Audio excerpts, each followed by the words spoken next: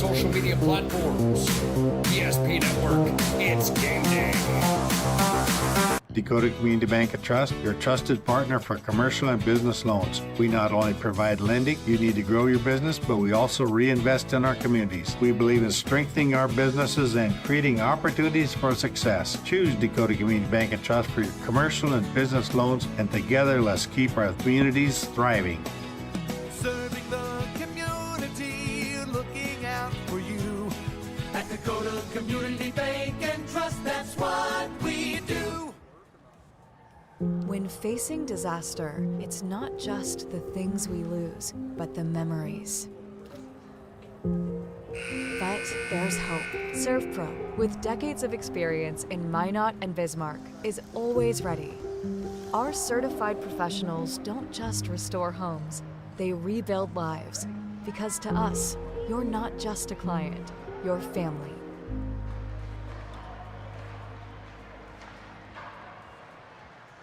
Since 2003, the architects and engineers at Ackerman Esvold have been enhancing everyday life.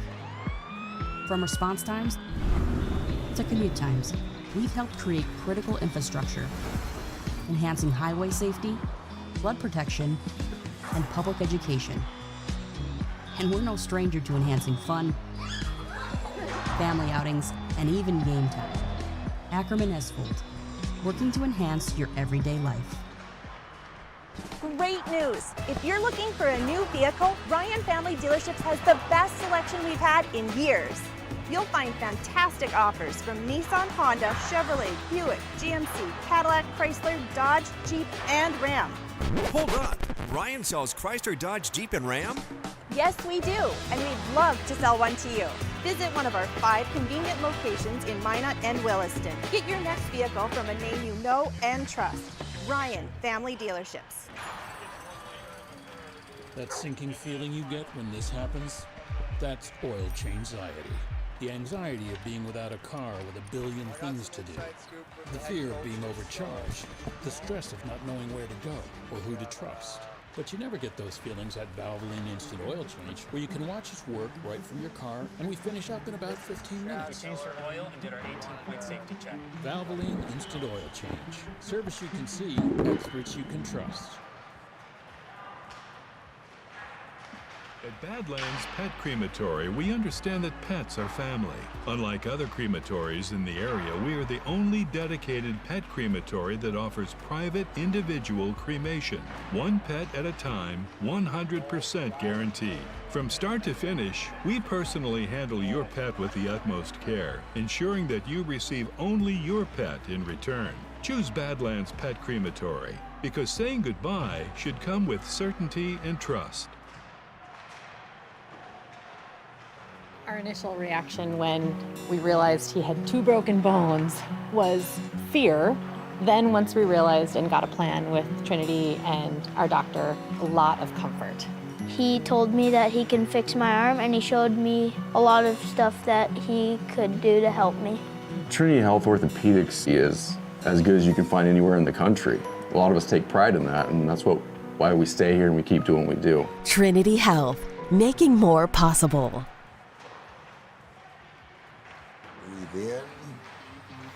I can't believe I wrecked my car. There are some things in life we can't control. But what's important is how we respond. At Jerome's Collision Center, they provide the highest quality of service, assuring the job gets done stress-free and making it feel like a breath of fresh air. And to give you peace of mind, they handle the insurance. Are you even a therapist? Don't worry about it.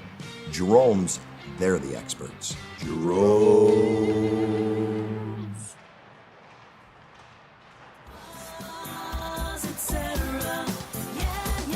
Spas Etc. is excited to introduce the addition of the Master Spas line, including the Michael Phelps Swim Spas. Enjoy the relaxing health benefits and enjoy 0% financing up to 72 months or up to $5,000 off on all spas and swim spas. You'll also find $2,000 off the MSRP on all pools and saunas. Come check out the outstanding lineup of Master Spas at Spas Etc.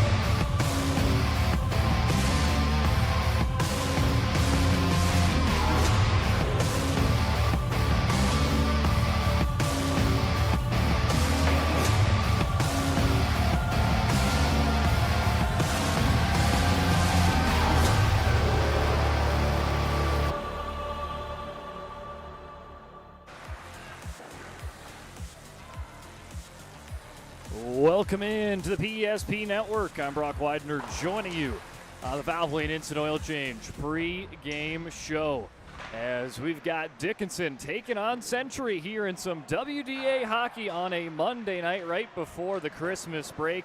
And joining me for this contest, Mario Lamoureux. Mario, how are you doing tonight? Doing fantastic. We got a little bit warmer weather than the last time we were on the air, so we're feeling a little bit better.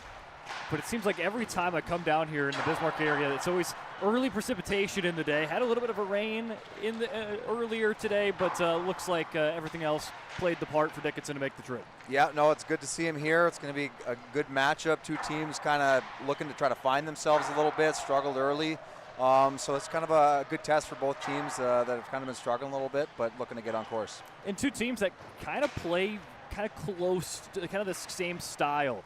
They like to kind of grind it out right now. You've seen some physical play by some players on Century as well as the Dickinson. I think this could be a very gritty hockey game tonight. Well, I think you got a couple high-end players on each team, and obviously you're going to look to those guys to make a lot of plays. But I think both of these teams looking for guys to try to contribute a little bit more. Even talking with Troy Olsen prior to the matchup, he said, we got a lot of good, young, talented players, but maybe thrust into some roles maybe they're not quite ready for. But obviously, Troy's done an excellent job over the years trying to find some solutions for his team, and I have no doubt that as this season progresses that he'll get his team there. Well, something that in your conversation with Troy Olsen, it was talking about it doesn't matter how we start the season, matters how we play towards the end of the season and when you get into tournament time. You're taking a look here at the standings. You see Century, you see Dickinson. Both right now would have to play in a play-in game to get to the WDA tournament. Plenty of season left, and I think these two teams could be maybe in store for that bounce back in this kind of that second part of the season. Well, for me, you take Century, just look at the track record.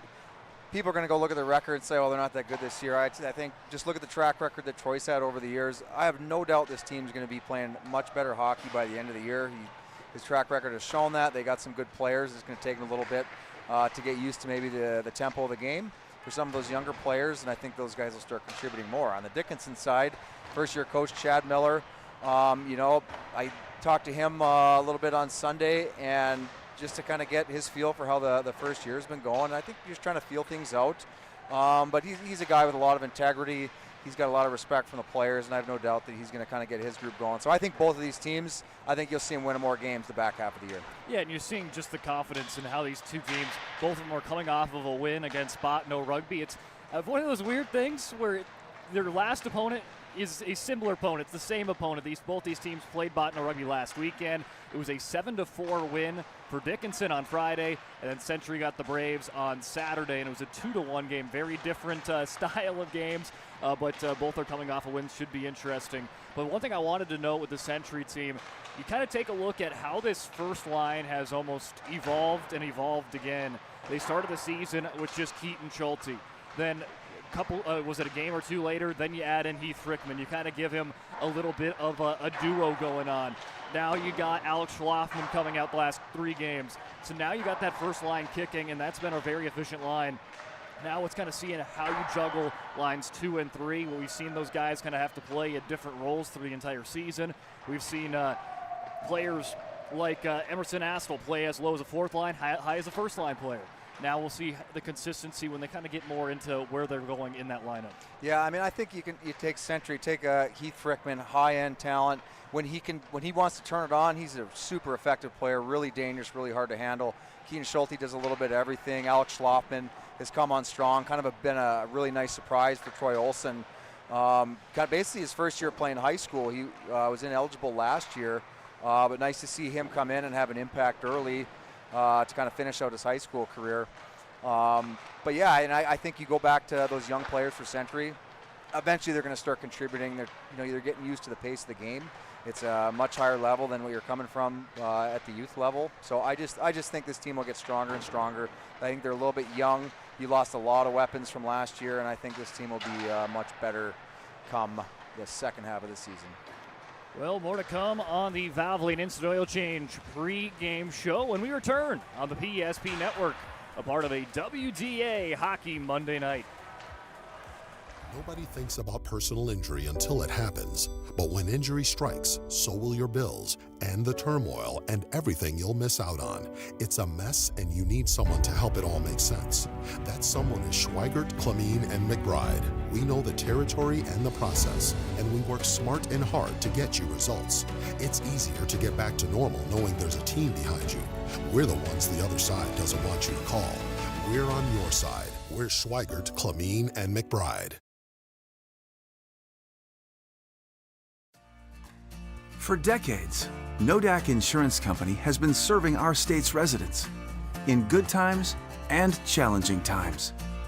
We come together for the greater good, from simple acts of kindness to company-wide efforts that make a difference in our community. It's who we are, rooted in North Dakota and ready to serve when it matters most. Nodak Insurance Company, agents with answers. Darren Johnson, Cody Olson, and Scott Wilkins, your agents with answers in Mandan.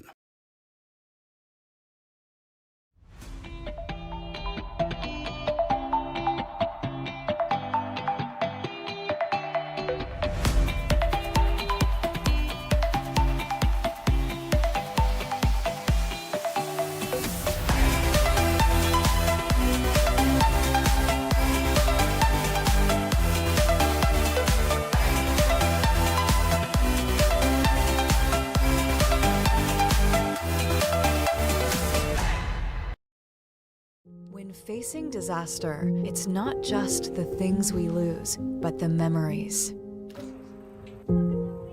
But there's hope. ServPro, with decades of experience in Minot and Bismarck, is always ready.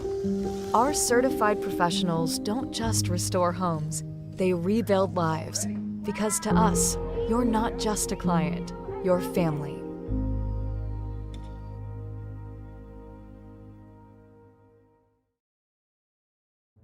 We want it all. We want our dog to fetch it. Drop it. And drop it. Name it. We want to fix it ourselves. And actually fix it. We want to order the market price lobster. And know the market price of the lobster. How much is... Whatever the market says. Sadly, we can't have it all. Except at Sport Clips, where we check in with the pros in men's hair and totally check out with pure, uninterrupted relaxation. Sport Clips. It's a game changer. Every football fan has their Sunday routine. Maybe it's setting your lineup, firing up the grill, or claiming your spot on the couch. But the center of every Sunday is the drive. The morning drive home before kickoff. The drive to your buddy's watch party.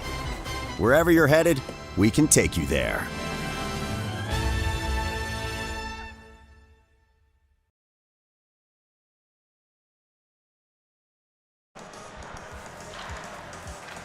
Welcome back in. As you see, the goaltenders and a few more shots being taken here in the last minute and a half before they go back into the locker rooms for the Zamboni to clear the ice once more before we're ready for puck drop tonight here in the capital city. I'm Brock Widener, joined alongside me Mario Lamoureux, and we're going to continue to dive in between these two teams. Dickinson right now 2-4, but if you break it down, they're 2-3-0-1. They're 1-3-0-1 in WDA. And then for Century, 1-4-0-2. Overall, 1-3-0-2 in for WDA. Mario, we kind of brought up the standings a little bit. I know we both mentioned no reason to be flustered of where you're standing in the standings right now. But right now, what would you say would be the key to try to get in the driver's seat, to try to maybe get away from a play-in game? Well, I think for both of these teams, you know, every single season, every team's trying to find, hey, what is our identity this year? Your talent level might change a little bit from year to year. If you got a high-powered offense, you kind of let those guys maybe roam free a little bit more and do their thing. But if you don't have that talent level, how can you play a better team game? How can you play tighter defensively? You know, are you just trying to advance pucks deep into the zone? Which to me, when you don't have the talent, you got to keep things super simple. You're advancing pucks forward, getting them behind their D. It's not high-powered offense back and forth. That'll kill a team that doesn't have maybe the talent to do that. So I think for both these teams, how can you play an effective style to create offense without giving up anything defensively? And I think that's exactly in your text messages with Troy Olsen, kind of what he said. It was just, hey, we just want to play our game, break down, make sure we're doing everything right that we can handle, and then the wins will come. Well, I think even for, look at Century's group from last year. Super talented. They lost a ton of skill from last year, so you got that group that, some of those guys are coming back and think, okay, that's how we're going to play this year. Well, your team makeup's a little bit different. So trying to have an understanding, okay, how can we get wins? How can we get points? How can we score goals? It's going to be different from year to year. So I think that's just a feeling out process. And I think, for Dickinson, one of the, not a huge town, so a lot of those towns with maybe not the population where they have as many kids to pull from, they're trying to, their skill level maybe fluctuates a little bit every year, but they got some really dangerous players. Rylan Miller, good, smart, dangerous player.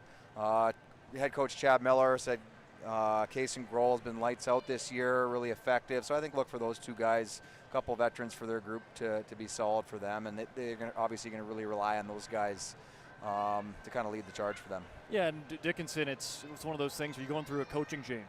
I mean, yes, Chad Miller's been a part of that program for a while as an assistant coach, but now he maybe implements a few things that weren't implemented before. Some things, and again, every year it's going to be different with the players you have on the ice and able to strategize a little different every year. But for him, kind of coming in, getting some early wins underneath his belt in that first year, it's got to be a nice confidence boost for that locker room. Oh, absolutely. I think for them, it's about, again, trying to find your identity as a team. What are we? How do we have to play?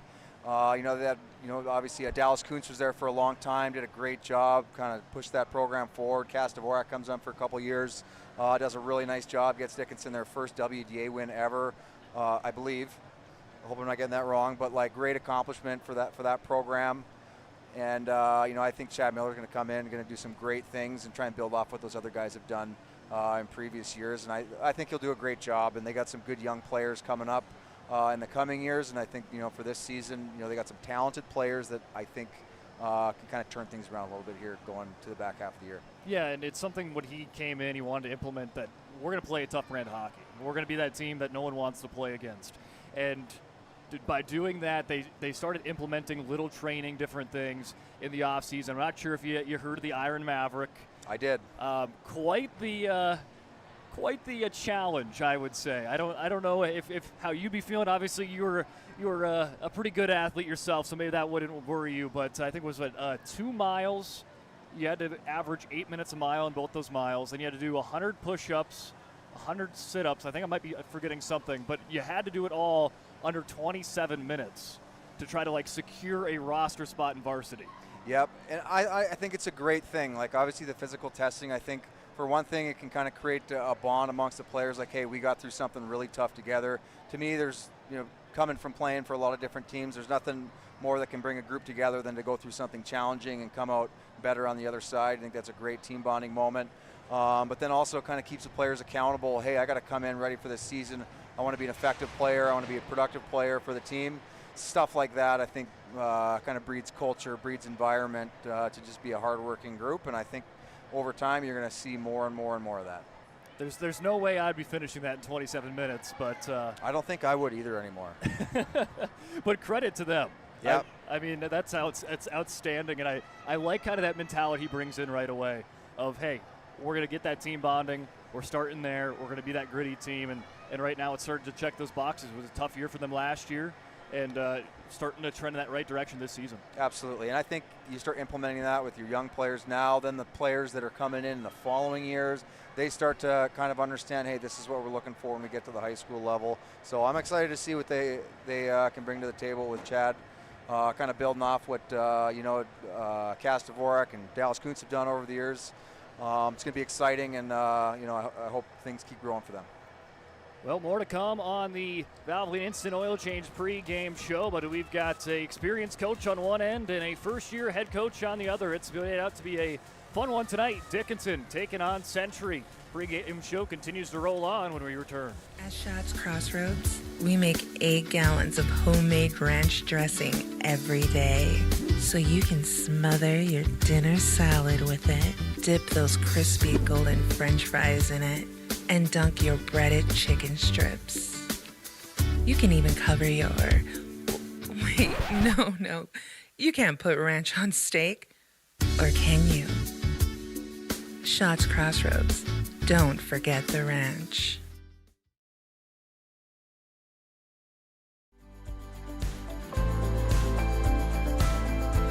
At Planning Team Financial Advisors, we help individuals create their personalized strategies. We specialize in financial planning, retirement planning, insurance, and 401k distribution options. Don't leave your future to chance. Call Planning Team Financial Advisors today for a free retirement review. Planning Team Financial Advisors. Your plan, your future, your team.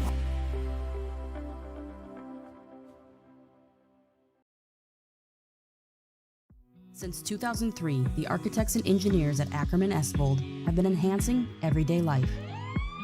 From response times to commute times, we've helped create critical infrastructure, enhancing highway safety, flood protection, and public education. And we're no stranger to enhancing fun, family outings, and even game time. Ackerman Esvold, working to enhance your everyday life. The foundation of the financial planning approach at Legacy Financial Partners is a personal relationship. Our unique and collaborative approach to financial planning starts with your dreams, not just the numbers. We will work with you regularly to take action to update your plan as your needs evolve, recommending products and services that are right for your situation.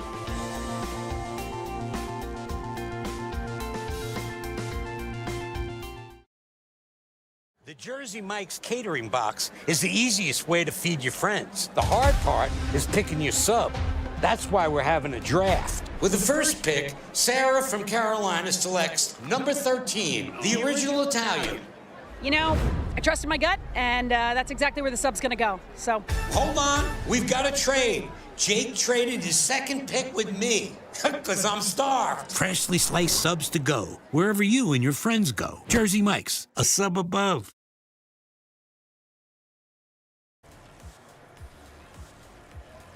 Welcome back in here to the Valvoline Instant Oil Change pre-game show. Valvoline Instant Oil Change. It is your local oil change headquarters. 25 years, Lundin's taking care of people. Local actually matters. Not to mention this oil change is stay in your car, drive-through oil change, typically performed in 15 minutes or less. You can find them in Minot and in Bismarck. It's Valvoline Instant Oil Change.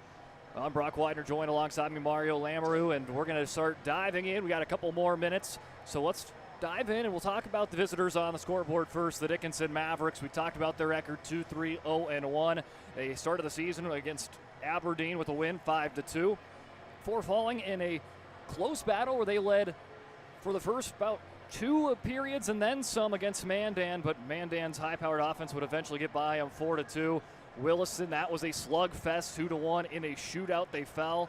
Then they fell to Jamestown 4-0, 4-1 in Minot. They saw their starting goaltender go down to Dickinson, but they just found a way to bounce back last weekend on Friday to pick up a win against a high-powered Botno rugby team, getting in kind of in a shootout, a high-scoring affair, 7-4.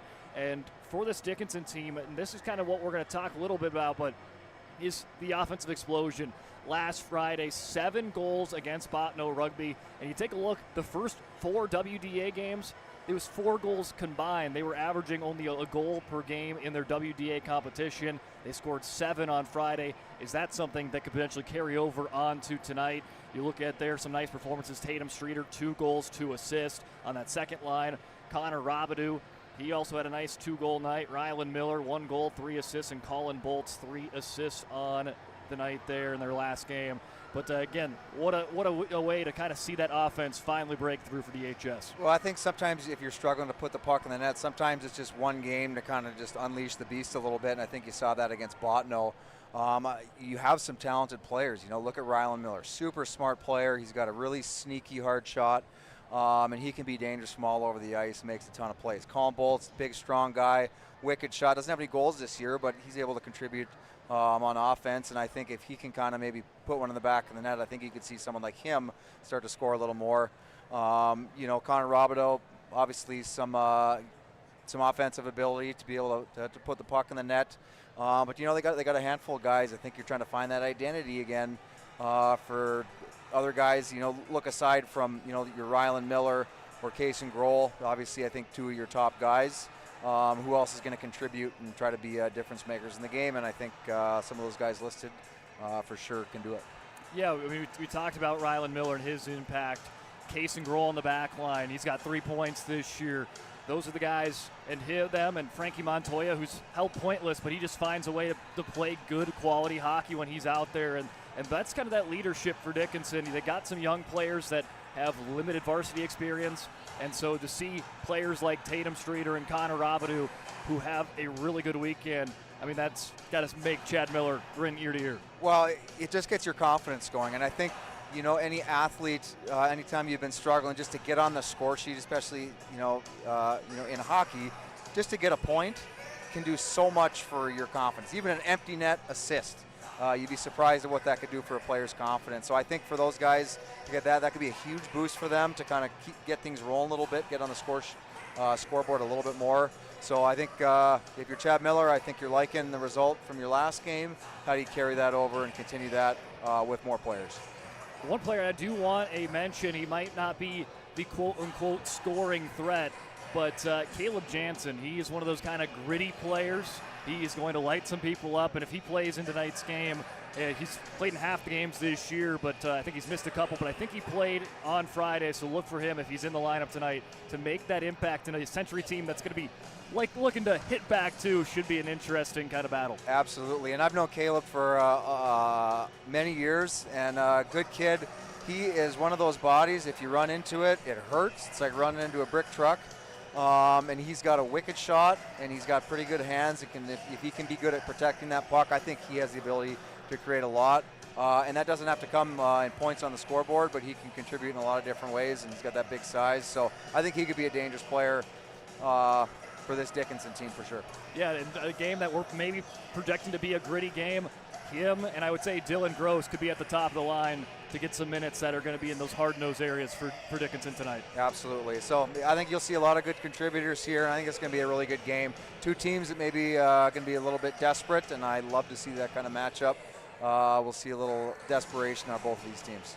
Well, Dickinson had a much-needed offensive explosion against Botno Rugby, and the day after, Century got a much-needed defensive lockdown. This is a team that maybe struggled a little bit defensively. The previous 5 games allowed 4 or more goals in each game, but then they shut down one of the highest scoring teams in WDA to just 1 goal. It was big there, and the 20 shots limited to Botno Rugby.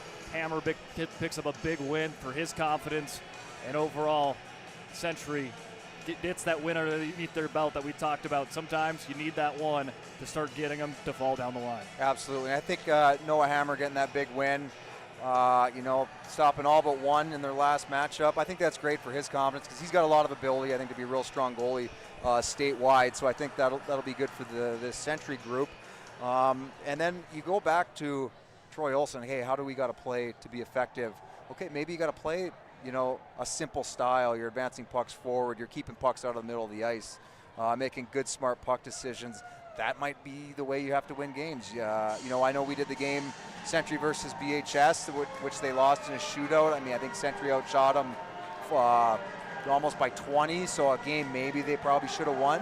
But just having a hard time putting the puck in the back of the net. So I think you really see Century come out strong here and can play tight defensively, but they got some weapons like that first line that can really do some damage on offense. Yeah, we talked a little bit about some players to look at for Dickinson. Taking a look at Century, Keaton Schulte, he's kind of that playmaker up front, 2 goals, 7 assists for them. Heath Frickman, 6 goals, 6 assists, he's their point leader. And then getting that addition on that first line of Alex Schlafman, 5 goals, 3 assists, has been good. And here's an interesting note here. All 5 of his goals have been on the power play. That is, you take a look at some of these power play statistics. I think Century scored 6 goals on the power play this entire season, 5 of them from Alex Schlafman. Well, you need your special teams to contribute. Any good team, they're good on the power play, they're good on the penalty kill. So obviously to be contributing on the offensive side. is good for him, and I know Troy's really liked his game. Just brings a ton of energy, fast, little water bug out there, and obviously to contribute on offense is big for that Century group that lost a lot of talent from last year, and they look for guys like an Alex Schlafman to jump in there and start to fill the holes and be one of those high-powered offense guys that you lose from year to year. And I think, when you get Frickman back, you get Schlafman back in that lineup, I think it just makes your team deeper for the Century team that kind of was rolling, 4 lines. Now you can kind of build in those 3 lines that you really feel confident in. You got Emerson Astle and Kaysen Hagerot, who had to fill in at different points on that first line. You just put them in the second line together and pair them up with a kid with Oliver Sparks, who, when we last watched him, looked really impressive in his sophomore campaign. Yeah, and I think Oliver Sparks is one of those younger guys trying to figure out his game a little bit at the varsity level. I think he's going to kind of blossom here. He's a really smart player, makes a lot of plays all over the ice. So I think you'll see him start to kind of grow his game over the year. Is kind of one of the better offensive players, or at least has the capability to be that for this Century group. Yeah, and especially doesn't hurt when you put him up with 2 experienced upperclassmen as well on that same second line. Absolutely. So I think there are some dangerous guys on Century. It's just going to take them a little bit of time, and I think any good program or coach, you got to have patience with those guys to have time to figure it out. Not everyone's going to light it up right away, and I think for Troy, hey, let's be patient. Let's play the way we want to play. And I think he'll get them there for sure. So we're almost ready for opening festivities. Well, last little note here, in net tonight will be Parker Roars for Dickinson. Again, their starting goaltender start the year was Aaron Olson, but was injured just last week against Minot. So it's Roars that came in and picked up the win on Friday against Botno Rugby. And it looks like Noah Hammer getting the call again. He's started in every single game for Century. And for him, it's about getting those reps. And last year, he looked really solid in that backup role. Excited to see what he does as kind of that full starter this year. Yeah, well, I think for any goalie at the high school level, you get your chance to kind of be the starter. Again, you just have to be patient, kind of work things out. I know the BHS game that we did a couple weeks ago, maybe a couple that he would want back, but I have full confidence that he'll come back and be really steady for them for the rest of the year. Even at the other end, Parker Roars coming in, maybe not the starter to start the year, but I really think he's got a lot of really good ability to kind of be one of those guys that could steal a game for Dickinson, and I think we're going to see a good little goalie matchup here tonight. Well, let's take a look here at the top scoring teams around the state. Legacy, who we've seen just a couple of weeks ago here. Mario there at the top, Minot, Red River, Botno Rugby, Grand Forks Central, and you're taking a look again, when we talk about that Botno Rugby team that has put the puck in the back of the net. That's just big confidence for Hammer to limit that team to 1 goal just a couple nights ago. Yep, to shut down a high-powered offensive team is not an easy thing to do, so I think that's got to feel good if you're Century, being able to shut down some guys that can score, because that's not an easy thing to do. And even we'll watch a game here tonight, it's going to be tough to stop a guy like Keith Frickman. So if you can keep those guys off the board, you take away those dangerous weapons for the other team. Now taking a look at the goalie glove guy, bringing us the look at the top 5 goaltenders in the state. Got a couple on the WDA side of things. Cooper Anderson, a part of that kind of duo with him and Jacob Walsh. At the top, Luke Richardson out of Minot United, as well as Leif Hansen, and then a couple others on the Shanley duo. A pretty good start there for the Shanley goaltenders. Looking at, you have the 2nd and 4th there statistically. Yep, and I think you're obviously early in the year, so your sample size isn't huge. So those statistics a lot of times can change pretty quickly. So it'll be interesting to see how all that shapes up, because that could change in a hurry this early in the year. It could change in one night. It could change in a period. Well, the starting lineups are announced here already on the ice, so let's head on over to tonight's national anthem.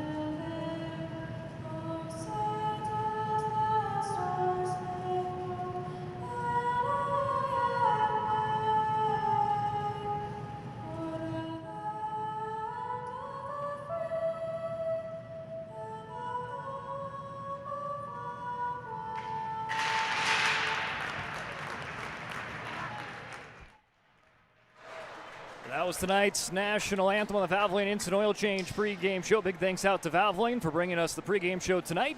But now when we come back, it is time for Puck Drop. Dickinson, Century coming your way on the PSP Network.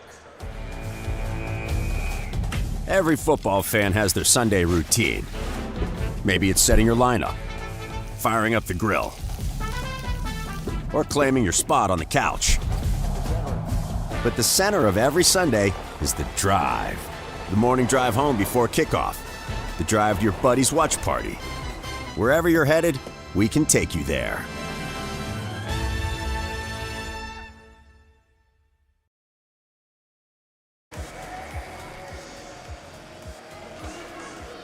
It is time for some WDA hockey. Just a couple of days before Christmas, and we have got an early Christmas present in store for us tonight. Dickinson and Century, and we are off and running. Dickinson going to go moving left to right, and the home team Patriots moving right to left. Face-off won by the Patriots, and they'll send it down the ice here early by Alex Schlafman. But here comes Dylan Gross getting it back for Dickinson. Trying to stretch it out to Spillman. It's poked back before Emmerman now works it out of the neutral zone. Aiden Emmerd, one of those underclassmen that has already scored a goal earlier this year against Williston. Continue to see him continue to prove game in and game out for DHS, number 9 in the black. Spillman tries to dangle his way into the slot, not going to be able to, but a quick line change brings in Tatum Streeter, who had a big weekend last weekend with a 4-point game against Bottineau Rugby. He's got the puck now. Robidoux also had a nice performance against Bottineau Rugby, sends it around left to right. Ton of energy out of this Dickinson group so far. What I really liked about this first round, super hard, energetic shift, good line changes, and let's get fresh legs back out there. Poked in by Ryland Miller as sent back around. Frickman now trying to lead it on into the corner for his teammate, fellow Patriot, as they'll be jostling for position for the puck there. Colin Bolts kicks that one loose. Miller to the back door to Streeter. Streeter trying to reconvene. He plays it back into the direction of Bolts, but not going to win the race there. Give it to Ian Thompson. Century trying to get out of the zone, but losing a step there and could not quite exit. Dickinson keeping it in, keeping the ice tilted here in the early going. For Astle, backhands one down the ice, and it will be an icing and right back in to the Dickinson offensive zone. Yeah, a nice start out of the Mavericks here. Just coming out strong, lots of energy. They're advancing pucks below the goal line in Century zone, and they're trying to make it tough. You can tell right away they're trying to make it tough for Century to get out of their zone. Ryland Becci-Velas going to lose that face-off draw as sent it back around to Kyle Livesay. Livesay tries to play it off the boards, but Becci-Velas gets it back almost on a nice little play there to try to center it for Dickinson, but it's taken away and spun back around by Ty Backus to set it up for the Patriots. Won't stay in their possession for long as Caleb Jansen. We talked about the grit and sandpaper he brings in the lineup. He brings it in. Becci-Velas flips one into the glove. A Noah Hammer who makes the first save of the game. Yep, and they're continuing to kind of keep that puck on the Century half of the ice, and they're just advancing pucks into the zone. You know, establish your forecheck, create zone time, and so far through these first couple minutes, that puck has been in the Century zone the entire time. It's just puck possession for Dickinson here early on, and they'll win the draw. Aiden Emmerd tries to send that one near the net. Just around, and Ryland Miller plays it back to Streeter. Miller gets in the direction but will not make its way there. Just cut up right in by the crease in the blue. Here comes Century. Keaton Schulte leaves it back to Schlafman. Schulte going to be right there again on the far corner. Cannot quite corral, but then he does. Sends it back in. Schlafman on his high horse. He brings that energy, did Coach Miller say, as he plays it to Frickman. Streeter plays defense, and he'll leave it up. Trying to stretch it on to Colin Bolts, who's coming off of a 3-assist performance on Friday. Down not quite the length of the ice. Yes, it will be, and it's bringing it back for an icing. You go back to both of these teams, kind of your puck management. What kind of plays? Where are you placing pucks? All over the ice. Are you placing them into areas you can skate into them and kind of get pucks back? And I think Dickinson has done a nice job advancing pucks into areas, skate into them, ram the puck into the zone, kind of have kind of your legs going towards that direction, and that's kind of been why they've been able to have that zone time. Cheddar plays in the direction of Gross. Now Spillman with a one-touch. Gross continuing to work hard here on his shift. Trying to chase down this puck, but Central will get away before Gross a little cuts underneath just to force a little bit of trouble there for Kaysen Hagerut, and that's going to bring in an offsides. Dylan Gross is just a fun player to watch. He's one of those guys that just continues to kind of be that pest on the ice. Yep, he's just all over, aggressive, good stick all over the ice, great turnovers. So I think he's a guy they really rely on to be a real solid player for him.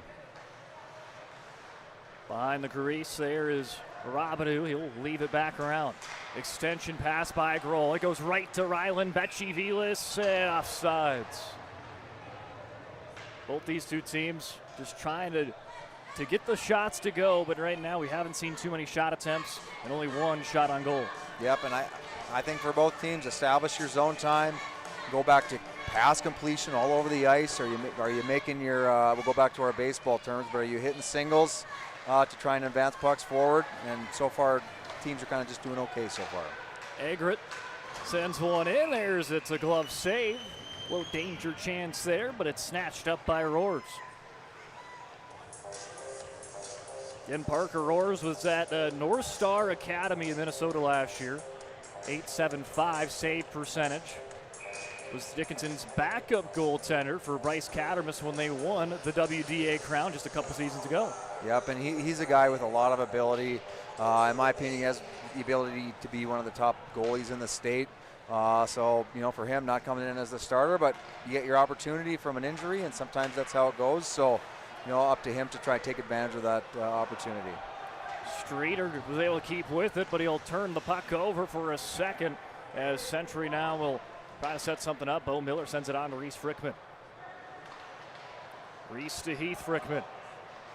He'll carve up the middle of the ice. Lays it in. It's going to be intercepted, sent down, and an icing will bring it from right to left across your screen. And what I don't like from Dickinson on kind of this little sequence, they have puck possession. They're trying to do fancy things, in my opinion, low percentage plays, and those end up in turnovers, and now you got to play defense. So I think for them, it's all about puck management. You're not a knock on them, but you don't have super high-end maybe talent throughout your lineup, so keep things simple. Give yourself the best chance to have puck possession in the offensive zone. That's blocked up front, just catching the skate of Frankie Montoya. Century starting to pressure. Frickman takes a lap around. Now tries to play to Schulte, who gets dropped on the far side. It was Robidoux who laid the hammer, and now he'll bring it into the neutral zone. Here comes Dylan Gross. He's got Spillman with him. Gross fires one. That's blockered aside by Hammer. Tempo starting to pick up a little bit, but Century towards the end of their shift. Let's see how long they go, and they'll switch out to the second line. Astle leading the charge. Stop and go play there by Aiden Emmer, just trying to get around Emerson Astle. Talked a lot about him as he's played pretty much every single line to start the season. First, second, third, and fourth line this year. Wherever Troy Miller needs him, he's right there for it. On the blue line, firing a shot. That catches off of a deflection. Hitting off Oliver Sparks up front, but Century now starting to flip it in their favor. Backhand, brushed aside. Roars shrugs that one off. Jostle on the near boards. Puck pulled out. Hagerot, that one blocked. Back on another chance. Quick firing up by Ty Backus. Dickinson just trying to get it out of the zone. And they finally will, and that's going to quickly try to buy them some fresh legs. At least 3 get off. The other 2 have to stay a little bit longer. As Max Davis fires that one down the length of the ice. Not sure if that caught a referee or not, but either way, we're bringing this one back for an icing. Yep, and you can see Century starting to establish that zone time. Starts with that top line. Heath Frickman, Keaton Schulte, Alex Schlafman. establish that puck possession in the offensive zone. Now for them, I think you got a lot of perimeter possession. How do you get those scoring chances from inside the dots? And you got to have that net presence. So I think for them, let's get to the paint a little bit more, and I think it'll open things up for them. Shot back all the way around, gets to the neutral zone where it's scooped up by Easton Carvo. Carvo now will have it once again after a one touch by his defensive pairing partner on the far side. Right here in front of us, battling for position. Max Davis kind of pokes it near Rylan Betchivilas, and here comes the speedy Caden Cheddar out of the pile with it. Cheddar's got the wheels. Pokes that one in the direction of Jansen, centers one to Davis. Betchivilas keeps it in. Good effort for Dickinson, keeping the puck possession. Cheddar centers a pass. Jansen cannot quite fight the traffic to get where he wanted to go. Puck still loose. Jansen battling for it, cannot keep it in this time for Dickinson. It's sent down by Kyle Livesey. Schlaffen wins the race as he gets bulldozed through by Robidoux. Centering attempt, saved by Roars, empty net. He's trying to get back. Chaos in front of the net. Bo Miller sends it down to Schulte, making a man miss. Keaton Schulte makes another Maverick miss. Now he'll play it to the blue line. Delayed penalty coming up. Bo Miller fires a shot. Deflected just wide by Schlaffman. Tempo picking up, and they've got an extra man. Off the delayed penalty for Frickman. Hit by Spillman. Somehow they continue to play keep away until then. Then it will be finally whistled, but you see Century starting to ramp up a little bit of the pressure here, and right when we get to about the halfway point in period number one. Well, to me, it was just good energy. Alex Schlaffen buzzing around all over the ice, getting to the middle of the ice, creating traffic in front of the net, and then the Dickinson guy, in my opinion, probably a little bit undisciplined plenty, but gives him a cross check. Schlaffen goes down. To me, easy call for the official, but that starts with just being aggressive in the paint, getting to the dirty areas, and having good energy. Went from a pretty good setup on the Dickinson side, and then it went right back to a pretty good setup on the Century side. They changed some decent shifts, and it's going to end into a penalty on Connor Robidoux. 2 minutes for that cross-checking, as you mentioned. They've got that second power play unit out for the Century Patriots. After that first line had quite the shift, but I think that first line's coming out now. Yeah, but I think they're, for a team that struggled to score a little bit, you're going to look to get your top unit out there for a good chunk of the power play. But then they got to go out and capitalize here. This is big for them. Well, Maury, we mentioned in the pregame show, they've had 6 power play goals, 5 of them coming from number 10. But we got to look out for Alex Schlaffen when they go on the man advantage. Just shoot it at him. It's probably going to go in. Give it to number 10. Let him do his magic. And here he is, Schlaffen. But that's just winning a puck race right there. He just gets there first, and now they have possession. Played it back. Frickman to Backus, fires a shot. Almost deflected up front by Schlaffen. He'll try to jam it home, but Roars makes the save. And he's trying to be around that net. You like to see him be a little bit more in front of the goalie's eyes, but he's kind of getting into that vicinity where it causes traffic in the middle of the ice, and then it gives the guys on the outside a little bit more room and time. But all started, again, as you mentioned, winning the race to the puck. Yeah, and to me, the Dickinson guy probably should have got there, but he's aggressive on it, gets there first, and then they're able to establish zone time where if he doesn't get there first, now you're having to break out again. Dylan Gross takes the better angle, and he'll buy some time on the PK, at least for Dickinson, but here comes Frickman. Frickman racing around, wraparound, centering attempts not there. Tried to work it to Schlaffman. Played off the boards by Gross. Frankie Montoya now working hard. Again, the player that Coach Miller said is probably one of the hardest working players on his squad. The alternate captain. Frickman dances it again, fires one from the slot, kick saved by Roars. Schlaffen comes in, tries to lay the body. Reese Frickman has it at the blue line. The freshman leaves it in to Heath. Extra pass around, swing and a miss by Kason Hagerot, jamming it in. I think it hit the post, and now a whole bunch of chaos coming in. Dickinson, I think, took exception off of maybe a late shot from Heath Frickman. Yeah, I'd be surprised if Dickinson does not come away with an extra penalty here. But you never know what kind of the officials are seeing down there in the scrum. It looks like Josh Spillman is going in. Let's take a look on the Ryan Family Dealerships instant replay, maybe catching the back end of it there. I mean, he's definitely digging in there. You know, goalie has it covered, so I can see why Dickinson's upset. But, you know, maybe could have given Frickman for getting in there, but I don't know if the whistle had gone yet. So they're actually they got them both. They got them both. So they're offsetting. And for Dickinson, you may gotta say a sigh of relief there. Avoid a 5-on-3. Even if it would have been just 12 seconds, I don't think you wanted to go down 2, especially in a 0-0 hockey game. No, not at all. And then you got to kill another 2 minutes. So I think for them, they're fortunate to get away here. They've got to kill this last 12 seconds, and then they're back to evened up. It looks, can't see number over there, and they haven't put anything on the board, but I don't know if that's Heath Frickman or not out there.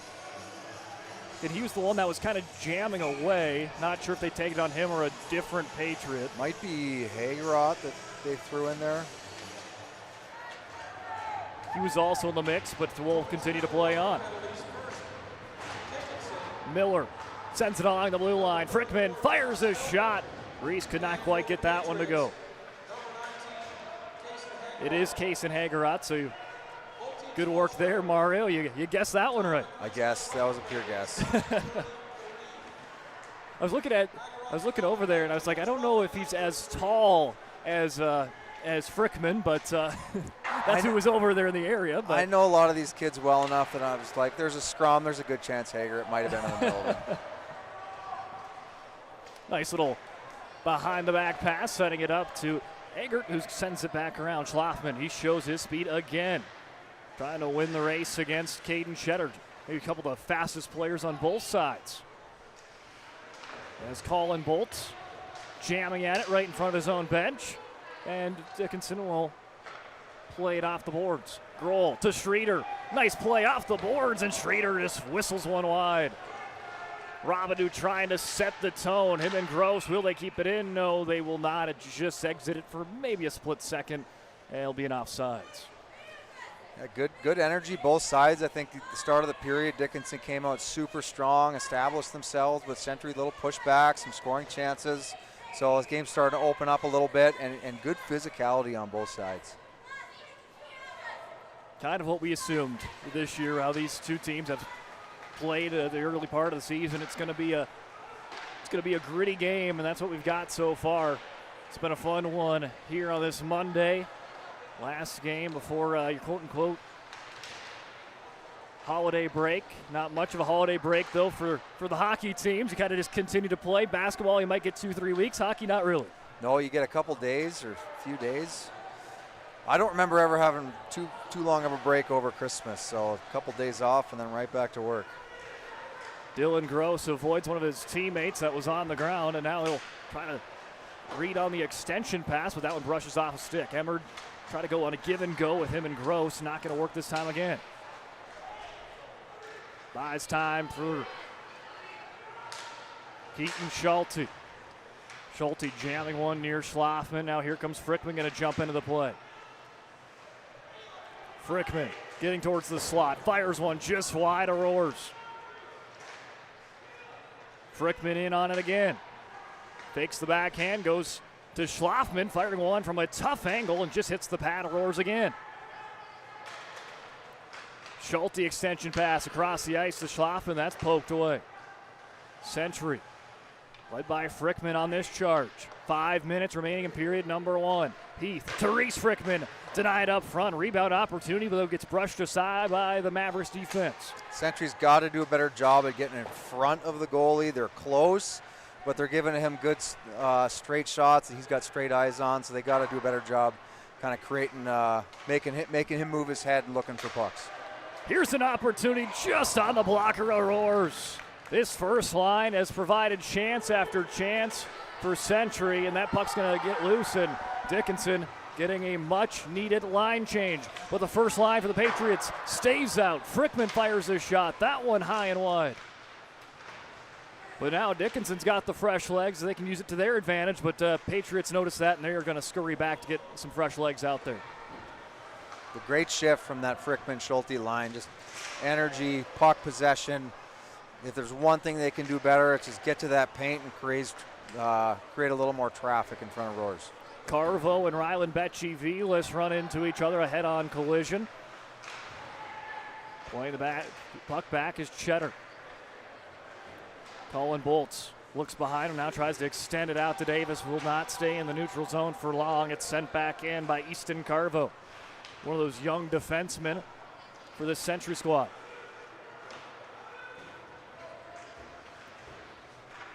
Then the ice has sort of been tilted here in the second half of the first period. Dickinson, though, seeing if they can find some offense themselves.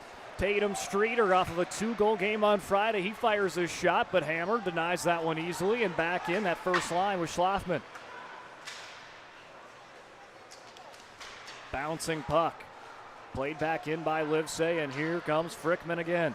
And that line's been playing a ton. They've been going about every other shift almost the whole period. Frickman tried to center it, too much traffic, and Dickinson flips it out, and another line change. It's been kind of the battle of who can get the better line change or timing of the line changes, and right now, Century doing a great job of orchestrating that. Dickinson has not had it in the offensive zone much here, at least in the last about 9 or 10 minutes. Reese Frickman leaves it out to Bo Miller. Lots of traffic. Heath Frickman almost jams that one in, but it's another save by Roars. And you go look, the dangerous scoring chance, they got guy right in front of the net. Dylan Gross had a Century stick in his armpit, but will play on as Schlafman avoids a check for Robidoux. Now tries to center a pass. Can't quite get there. Robidoux wins the race towards it and played over by Jansen. So they'll scoop up the loose stick. The offsetting penalties from earlier will allow Kaysen Hagerut to come back in.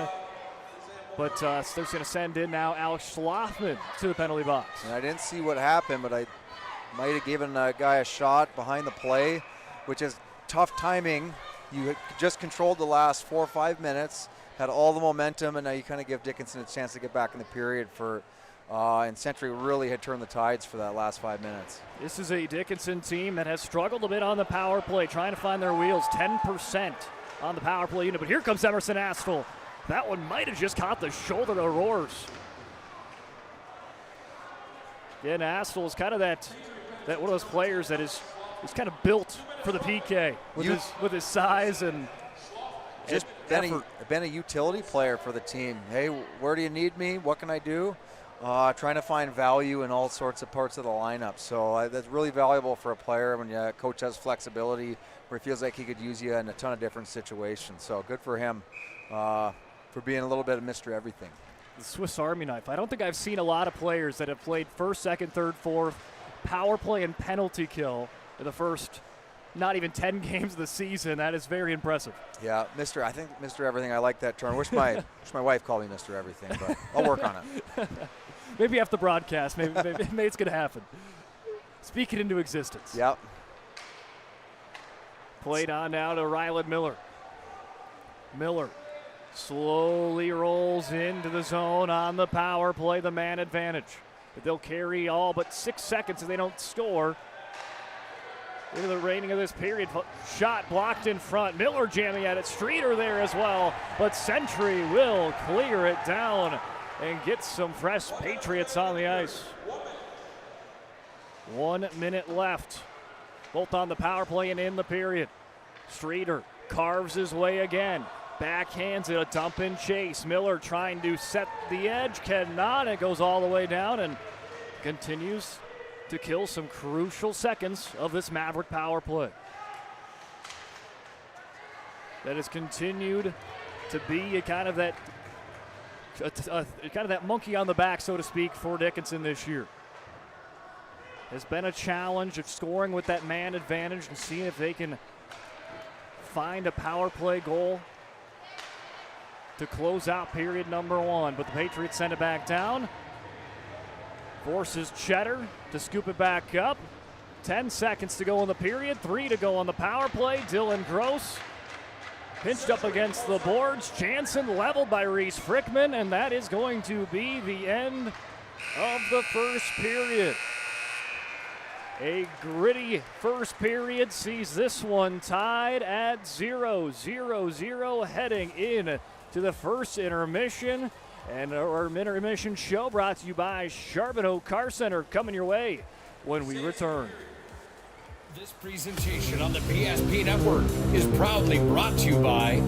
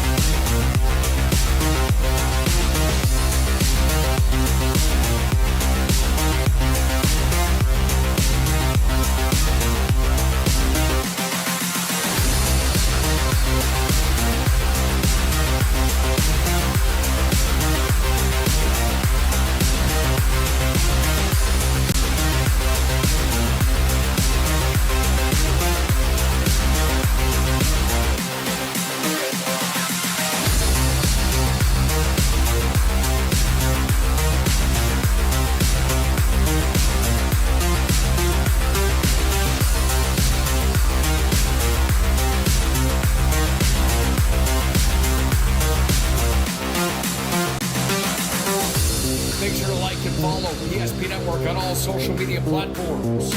PSP Network, it's game day. Dakota Community Bank and Trust, your trusted partner for commercial and business loans. We not only provide lending you need to grow your business, but we also reinvest in our communities. We believe in strengthening our businesses and creating opportunities for success. Choose Dakota Community Bank and Trust for your commercial and business loans, and together let's keep our communities thriving. Serving the community, looking out for you. At Dakota Community Bank and Trust, that's what we do. Planning for the future is difficult, but pre-planning your funeral is a thoughtful way to ease the burden on your loved ones. At Stevenson Funeral Home, our compassionate team will help you create a personalized plan that reflects your values. We'll make sure that your wishes are honored and that your family will have peace of mind in a challenging time. Call us today to start your pre-planning journey. You can count on us to be with you every step of the way. Stevenson Funeral Home.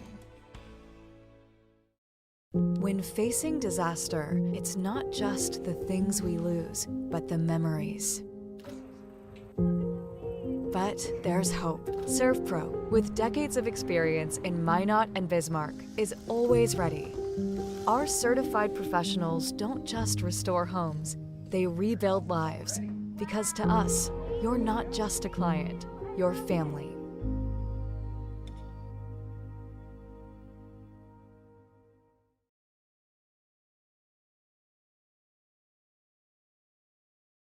Being in business for over 25 years, we've learned a lot about why local matters, unlike those guys. We take pride in our work and back our tires with our Plus Plan guarantee to get the most out of your tire's lifespan. Are the tires the same size on all the sides? We strive to provide great value to our guests and lowest prices guaranteed. That's not good. Stop at a trusted tire and auto and get a set of tires from people you know and trust, and will even match those guys.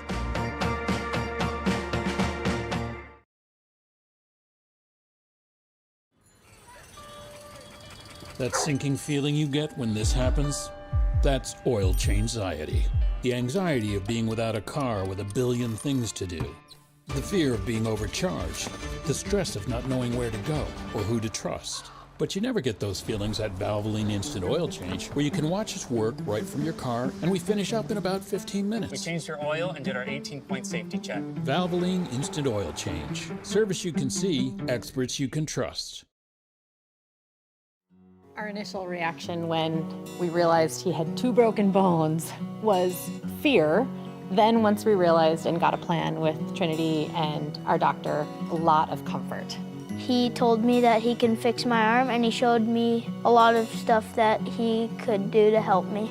Trinity Health Orthopedics is as good as you can find anywhere in the country. A lot of us take pride in that, and that's why we stay here and we keep doing what we do. Trinity Health, making more possible. Planning for the future is difficult, but pre-planning your funeral is a thoughtful way to ease the burden on your loved ones. At Stevenson Funeral Home, our compassionate team will help you create a personalized plan that reflects your values. We'll make sure that your wishes are honored and that your family will have peace of mind in a challenging time. Call us today to start your pre-planning journey. You can count on us to be with you every step of the way. Stevenson Funeral Home.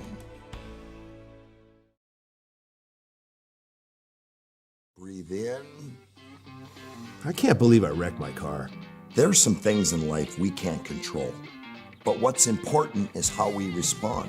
At Jerome's Collision Center, they provide the highest quality of service, assuring the job gets done stress-free and making it feel like a breath of fresh air. And to give you peace of mind, they handle the insurance. Are you even a therapist? Don't worry about it. Jerome's, they're the experts. Jerome's.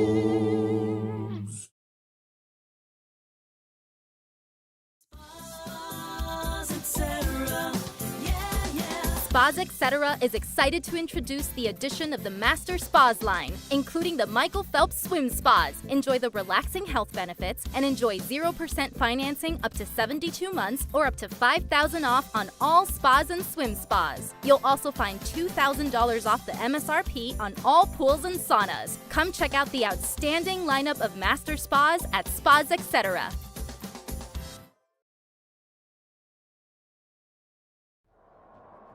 At Ryan Buick GMC, we treat every day like game day. 1.2-liter turbo engine, ultra-wide screen. 1.2-liter turbo engine, ultra-wide screen, on 2. Ready? Bring it. We know how to get you in the right vehicle. Blue Canyons, and hut, hut. From the test drive to the handoff, we make every step easy. This season, start your drive at Ryan Buick GMC.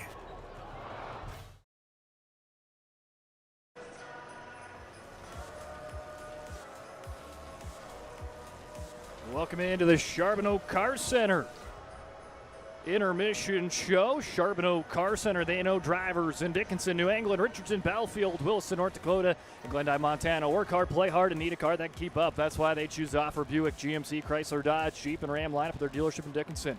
If you're interested in learning more, stop into their showroom and treat yourself to a test drive. Visit them online at charbonneaumotors.com. Well, I'm Brock Widener, joined alongside me Mario Lamoureux, and Mario, 17 minutes down. We still yet to see the opening goal horn as 0-0. What have you liked out of the start for both these two teams? We saw Dickinson kind of try to establish puck position in the first 3 minutes, but after that, it was Century that turned the puck in their favor until a late penalty gave Dickinson a couple more whacks at on the power play. Yeah, I think if you're Dickinson, you're on the road. Hey, we want to have a good start to the game. I think they did exactly what they wanted to. Like for me, I'm thinking, wow, they really showed up to play. Seemed like they were going to be the stronger team tonight, but then quickly or shortly after, Century kind of starts pushing back, and now they have top line. Played it back, Frickman to back it, fires his shot, almost deflected up front by Schlafman. He'll try to jam it home, but Roars makes the save. Century to kind of get some zone time. Hagerot jamming it in. I think it hit the post, and now a whole bunch of chaos coming in. Dickinson, I think, took exception off of maybe a late shot from Heath Frickman. Scoring, not too many dangerous chances, but a couple chances both ways. So I think you'll see it open up here a little bit as this game goes on. I think Frickman leaves it out to Bo Miller. Lots of traffic. Heath Frickman almost jams that one in, but it's another save by Rohr. That's just winning a puck race right there. He just gets there first, and now they have possession. And then you hope that Dickinson, for them, I think it's about getting pucks behind the Century D with speed going at it, and I think if you can do that, you can try and generate a little bit more zone time. Yeah, for these two teams, we saw a little bit there on the highlights. For Century, they were able to, again, take advantage there with that first line, and that's going to be the big thing, I think, as this game progresses, is how you slow down that first line if you're Dickinson, because you just saw that tempo change every time when you had Frickman, Schulte, and Schlafman on the ice of what they can do and bring to the table for Century. Dickinson did a good job of trying to keep them to the outsides, not try to get them into the slot and into those high danger scoring opportunities like you mentioned, but eventually you've seen it continue to wear down, and eventually maybe in the second, third period you're going to see better chances for those guys that have had a really good showing in the first 17. Yeah, I think like Frickman, he's so dangerous. When he can wind the puck up, you watch him on the power play, wind the puck all the way from his own zone. To me, that's when he's most dangerous. So I think for Dickinson, you gotta slow him down early. Don't let him get that speed.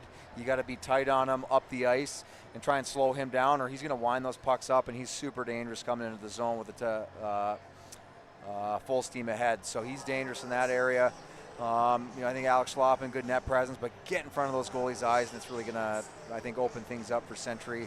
And then I think for Dickinson, Rylan Miller, super dangerous player. He makes a couple really nice little plays down low in the offensive zone for some dangerous chances. And to me, he makes a lot of really sneaky, good offensive plays to create chances that I think go unnoticed. So he's a dangerous player, but you got to find a way to get him the puck a little bit more. Yeah, Ryland Miller and Keaton Schulte, to me, kind of bring similar things to the table. You know, they're not going to be that guy that's going to jump out to you, maybe skating ability side of things on pure speed. You see, you know, a Schlafman, a Frickman, a couple players on Dickinson as well, when you can see their burst of speed. Miller and Schulte, they just bring that kind of that mental side of the game. They know where their teammates are going to be. They play that style of game, and it's really worked out for them to be getting into scoring chances and give their teammates scoring abilities as well. Yeah, I think you start to appreciate players like that the more you watch them. You watch them one game, maybe they don't have a certain skill that sticks out a ton to you. Sometimes you got a player that's super fast and that's noticeable. I just say sometimes those are just busy players. What are you accomplishing? And for me, Schulte, Ryland Miller, those guys, I think you watch them for 3 or 4 games and you're like, man, I like that play, and I like that play, and that's a good play, that's a good smart play. And I think they make tons of plays all over the ice to be good, effective players. And I think the more you watch them, the more you appreciate their game. And they do a lot of little things in all 3 zones that are really effective, good at protecting pucks, you know, throwing pucks off a guy's heels and just trying to find different areas to kind of expose defenders. And I think both those guys, really smart players, good hockey players, and really great kids. And then you kind of look at, you know, those players that you pop off in skating wise, and really just the forecheck and the back check today. We talked about Alex Schlafman already, but Dylan Gross on the other end, I thought he's had a strong game. Those 2 players, again, those are the ones that you kind of look at today and are like, wow, what they bring to the table, just their aggressiveness to go at the puck, not sit back and wait and try to force the issue on the other end. Well, I think any player on a team, how are you going to be effective in the lineup? Everyone's going to have a different kind of skill set, be good at different things. You don't have to be super skilled to be an effective hockey player. If you can, like, no knock on Emerson Astle, but been super effective for the team. Does he do anything that's that you watch and you say, oh wow, that's great? Not really, but he's effective out there. He finds a way to be productive in the lineup. I think guys like Schlafman, Dylan Gross, that energy, let's create turnovers, let's have good sticks, let's be first on the forecheck, let's win our 50-50 puck races. To me, those are super effective things. A lot of times they don't necessarily take skill, but they create effectiveness in the lineup, and you don't have to be the best player ever to be more productive than someone that's more talented. It's just kind of trying to find your niche in the lineup, and those guys done a real nice job being effective for their teams. And the last player I do want to mention here on this part of the pregame or the intermission show for Dickinson would be Tommy Streeter. I think that, or Tatum Streeter, excuse me. I think Tatum has had a very strong start to this one. He's been kind of that player that's been in the mix offensively when they've had the puck and has been able to try to give them some of their better chances. And he's a player that had a big weekend last weekend against Botno Rugby, and I think the confidence there. Last year did not score a goal. This year 3 goals, 2 of them came on just a couple days ago. So I think the confidence is really shining through on him. He's playing confident. He's playing with higher energy as well. Well, even the couple shot attempts that you see in the first period from him, I'm thinking, wow, that guy can rip it. And so for him, how can you get those shot attempts from inside the dots, give yourself some more grade A looks? You know, he had one, missile that was kind of from the outside, and I think for him, how do you work yourself inside, get yourself open for some plays to the middle, inside the dots? And if he can do that, I think he'd be real dangerous as far as putting the puck in the back of the net. So, but he's got a dangerous shot, and he's a guy that they could really lean on for offense. Well, also on the PSP network, we've got some other hockey games coming on the network as well tonight, and we'll talk about them and give you score updates from there as well when we return on the Charbonneau Car Center Intermission Show. At Shots Crossroads, we make 8 gallons of homemade ranch dressing every day, so you can smother your dinner salad with it, dip those crispy golden French fries in it, and dunk your breaded chicken strips. You can even cover your... Wait, no. You can't put ranch on steak. Or can you? Shots Crossroads. Don't forget the ranch.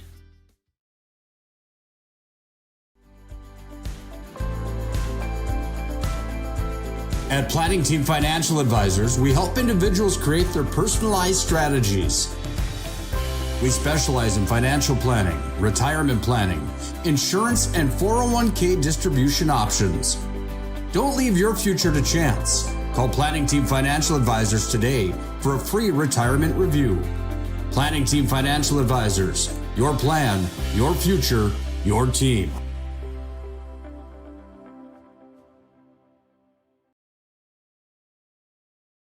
Since 2003, the architects and engineers at Ackerman Esvold have been enhancing everyday life. From response times to commute times, we've helped create critical infrastructure, enhancing highway safety, flood protection, and public education. And we're no stranger to enhancing fun, family outings, and even game time. Ackerman Esvold, working to enhance your everyday life. The foundation of the financial planning approach at Legacy Financial Partners is a personal relationship. Our unique and collaborative approach to financial planning starts with your dreams, not just the numbers. We will work with you regularly to take action to update your plan as your needs evolve, recommending products and services that are right for your situation.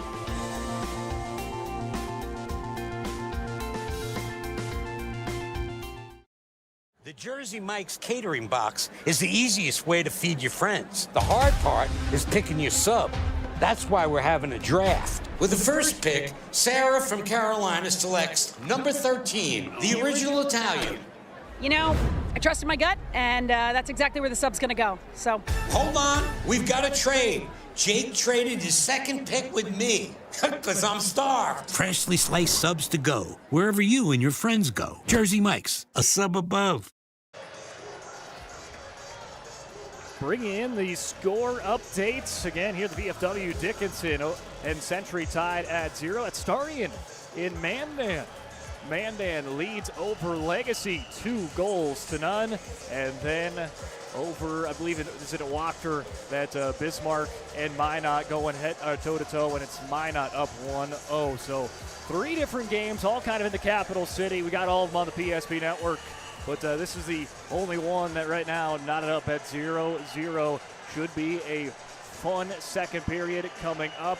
But before we jump into it, one thing we do want to let you in on, the West Fargo Winter Classic. It is coming December 29th through the 30th, so that is next Monday and Tuesday, a week from now. We'll be covering all 8 games at the Lights.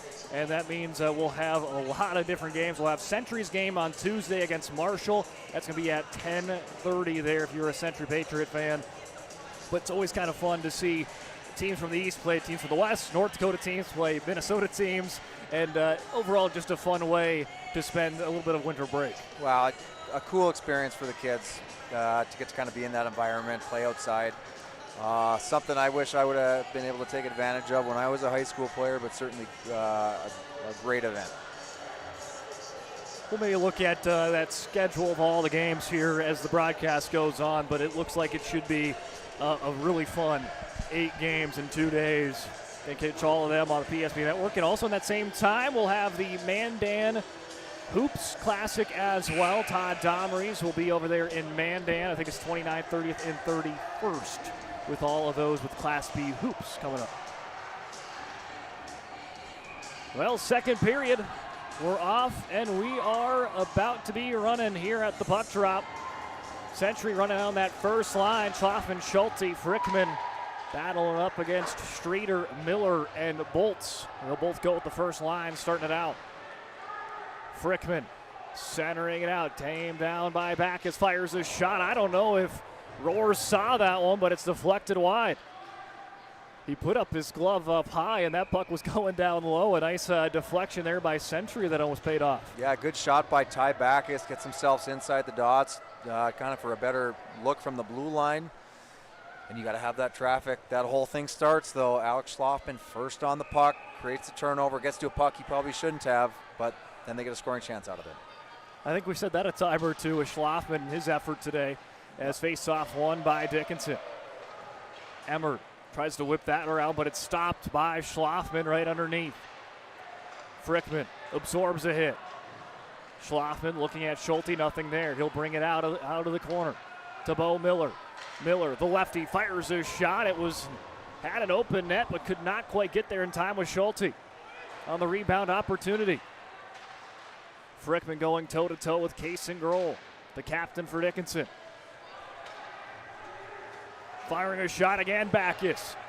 Rebound opportunity, but it's going to be cleared away by Dickinson. Backus with a strong shift to start for the Patriots on the blue line. Dumped in for Dickinson, but not much of a chase after. Miller just going to slowly patrol the area just to buy some time for the other four to get off the ice. Schulte, a long shift for him. He's joined by the second liners now. Schulte goes all the way down, and he forces a tripping penalty coming up on Dickinson. Puck goes out. Now they'll bring out Schulte. Get some fresh legs on the delayed penalty. 6-on-5 for the moment. Dickinson missing on a hip check. Buys time for Emerson Astle. As Robidoux, though, will eventually fight him for the puck, and now we got a Dickinson Maverick going to the penalty box. Really good first 2 minutes from Century. Lots of energy, speed going into the offensive zone, creating scoring chances. A couple good dangerous point shots from Ty Backus, and then eventually they get a penalty out of it. So big. This will be big for Century to capitalize because they kind of come on.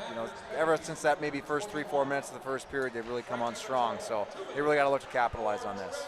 They'll put the first line back out there, and Keaton Schulte, maybe he's had 6 seconds of rest this entire start of the period. Century wanting another penalty on Dickinson, not going to get it this time. So they're already on the man advantage. They were hoping to try to go on 5-3. Played down low to Frickman. Frickman to Schulte, back to Frickman. Backhands it to the blue line. Reese now. Fakes left, goes right. Lays it down to Heath. Tried to go the give and go. Schlafman shot, saved by Roars. Rylan Bechivilis jumping out of a cannon, trying to get out of there with the puck. He at least buys some time in the neutral zone, but here comes Schlafman again. Fires a wrister, and that one whistles past Roars. Century strikes first.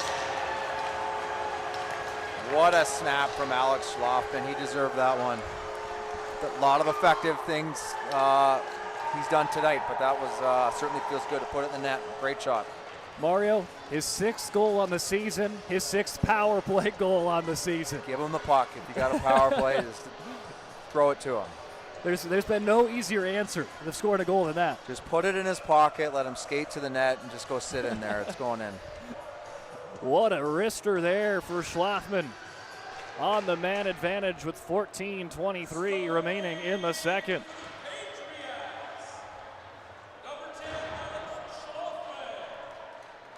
Robidoux pokes that one up. A couple nice hits by the Patriots. Reese Frickman, the freshman, will be credited with the assist. It's amazing what a goal will do to just the energy of your team. You can see Century come out and just start pushing back even more. It's kind of like you puff out the chest a little bit. That's what you've seen with Century. They score the goal, and now they're trying to lay the physicality side of things in with that second and third line. Well, you talk about getting the first goal and what that can do for a team's confidence, and I think Here comes Tatum Streeter. Streeter, saved by Hammer, loose puck. Bolt's trying to get there. He'll stay with it. Centered it to Streeter, but it goes behind him. Roars will get out of the kitchen. Little tapper to Robidoux, sends it down. A stretch pass, but Bechivilis could not quite get that one on the twig. Before that dangerous scoring chance I was going to touch that, Noah Hammer hasn't had a shot in quite a while. That gets really dangerous for a goalie. You don't feel like you're into the groove of the game. All of a sudden you get a dangerous scoring chance. That can kind of be dangerous. So it was good for Century to get that first goal, but I was starting to feel nervous at the other end when you're not really getting into the flow of the game at the other end, not getting a lot of shots. So good for him to make that big save. Well, that's what you saw in the JV game. The Century was up 3-0. Dickinson, I think, had 7 shots in the first period and a half, if that, maybe a little longer. And you saw their goalie kind of maybe rest on the back of the net, and next thing you know, Dickinson scores 2 goals in the matter of just a couple seconds or minutes. Yeah, and honestly, some goalies will struggle in a game where they might only get 12, 15, 18 shots, and some goalies will play way better when they're getting 40. So, that's not easy for a goalie to take a low shot volume, and then all of a sudden you got a dangerous one that comes your way. Case and Grohl and Nick Koster might need to maybe just go for a line change and cool off a little bit. Those two getting awfully close and maybe exchanging some penalties. Grohl and Koster, I don't know if they were exchanging information to give each other a Christmas gift or not, but I don't think so. Probably not, but they might have. Yeah, wish I sent a Christmas card too. I don't know, but saw Koster lay hit, then Grohl laid a couple in, and Koster was going to take exception, and luckily then the puck kind of went away from them, and they realized, okay, time to lay it off a bit. You like to see the energy of the game, though. Obviously, tensions get high, and this is where you got to be disciplined and smart to not take it too far and get a penalty. Reese tries to get it to Heath, and he snatches it out of the air. Heath Frickman dances around with it, leaves it on. Dickinson. It's the speedy Caden Cheddar. He's pushing the boards. Cheddar wins the race to it, tries to seal it in, but Century doing a good job of right back in the action. It's Heath Frickman, right where Schlafman scored. That one wide of the net. Dickinson whack at it, will work it into the neutral zone. Tatum Streeter leaves it out to Robidoux. Off the boards, tapped in right by Aiden Emmerd. Emmerd now has to get back. Almost a 3-on-1 for Century. But good work by Robidoux. He'll quickly extinguish the fire. Robidoux has that one taken away. Another chance for Frickman. Just on the side of the net. Frickman pulls it out. Bo Miller lets one high up, and it's snatched in the leather by Roars. Roars has looked strong through kind of not quite the halfway point of the game here, but he's made some big saves, getting looks on pucks. He looks to be filling in just fine as the starter here. Now down to that second line. We've seen Century kind of run two lines, and Kaysen Hagerett going to be tagged in on a pretty easily called penalty there as he took a shot right at Frankie Montoya right after the faceoff. As Hagerett going to make the skate into the box for two. That is tough timing on a penalty when you, I guess, look at the stage of the game. You're at a 1-goal lead. You've been controlling the play, and in my opinion, you're taking an offensive zone penalty for nothing. So I mean, it's a tough one to take for right now to let Dickinson back in. So 2 minutes for interference right after the face-off draw by Hagerott. And Dickinson going to be tagged, I believe, with their second power play opportunity.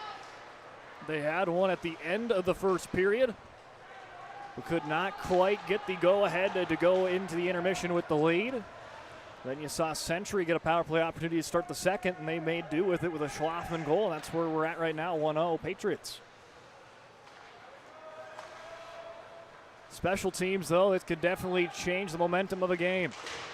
So far, that's where our lone goal has come from. Dickinson trying to find the equalizer. Kaysen Grohl steps into the play. That's kicked aside by Hammer. Streeter to Grohl. Lays it into Miller just off of his stick. Schlafman quick to the race. Robidoux seals it on the blue line. Sending it across. Gross just high and inside. Robidoux now waits for it again to come to him. Grohl avoids it. Gross. So Grohl tries to paw that one out of the air, but will be offsides. Yeah, it looked like it kind of just came outside. One of those ones, hard to tell if it was actually off, but I think he got the call right. It's all built, though, from Schulte providing that pressure on the PK. Short-handed and force the issue there. Gets a piece of that puck and flips it into the air.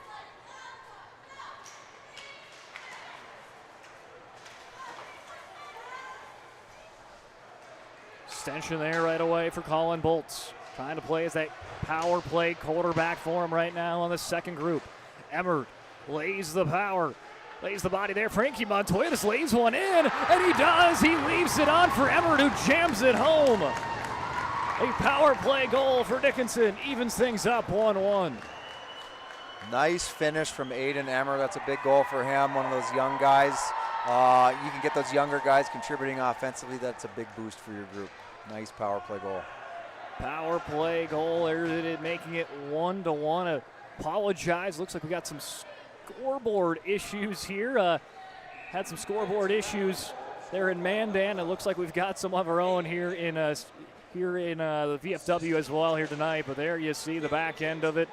Dickinson working hard at it and gets it to pay off with 9:51 remaining. That goal started with Caleb Jansen. Puck gets all the way below the goal line, and he's hard on the forecheck, creates contact, allows them puck possession. It starts with that, and then it eventually leads to that goal. Flipping it up is Grohl. 9:34. We'll get a scoreboard up for you when we have time, trying to get that fixed for you. But right now, we'll leave it off. 1-1 hockey game, 9:24 here in the second. Frickman looking to answer back right away. Both goals have been scored on the power play. That was Aiden Emmerd's second on the season. His first was scored against Williston in a 2-1 game that ended up going to a shootout that night in Dickinson. Miller jumps into the play. He'll get leveled by Spillman. Spillman was a player that had a strong JV game earlier tonight. Didn't see him much in the first period, but there he makes his mark here in period number 2. Puck goes back to the length of the ice a couple different times. This one will be an icing with 8:38 on the board. Hockey's one of those games that different things change the momentum. To me, Century had kind of everything going for them. They take maybe not the best penalty in the offensive zone, and then Dickinson capitalized. All of a sudden, we're 1-1. So those little things, they add up over the course of a game to really change, turn the tide of a game quickly. There we go. Got a scoreboard up. Big thanks out to there, Johnny Haugen, camera operator today, giving us that scoreboard on the top of your screen. 8:24 remaining here in period number 2.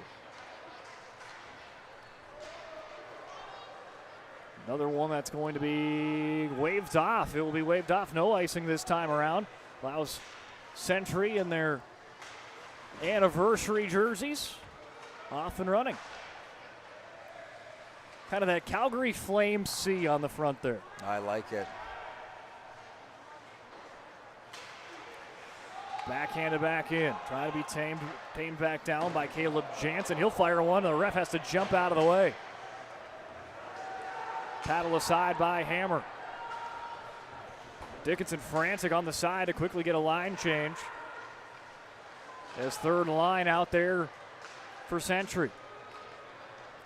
Hammer gets out of the crease. Dylan Gross just maybe a stride or two short of trying to beat him there. Emmerd's got the equalizer. He'll dump it in. Frankie Montoya pushing against Backus on the wall. Puck pinballs and will go off the boards. Intended for Nick Koster. Hit there by Eggert as Emmerd goes down from behind, but we play on.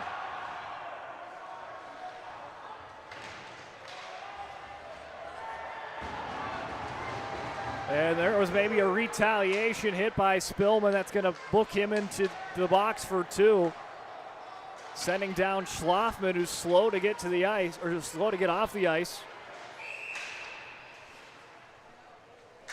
And we've seen that at pretty much every penalty between these two teams. It's kind of that frustration, retaliation penalties. Dickinson, I think, maybe thought there should have been a check in the back. Was not called.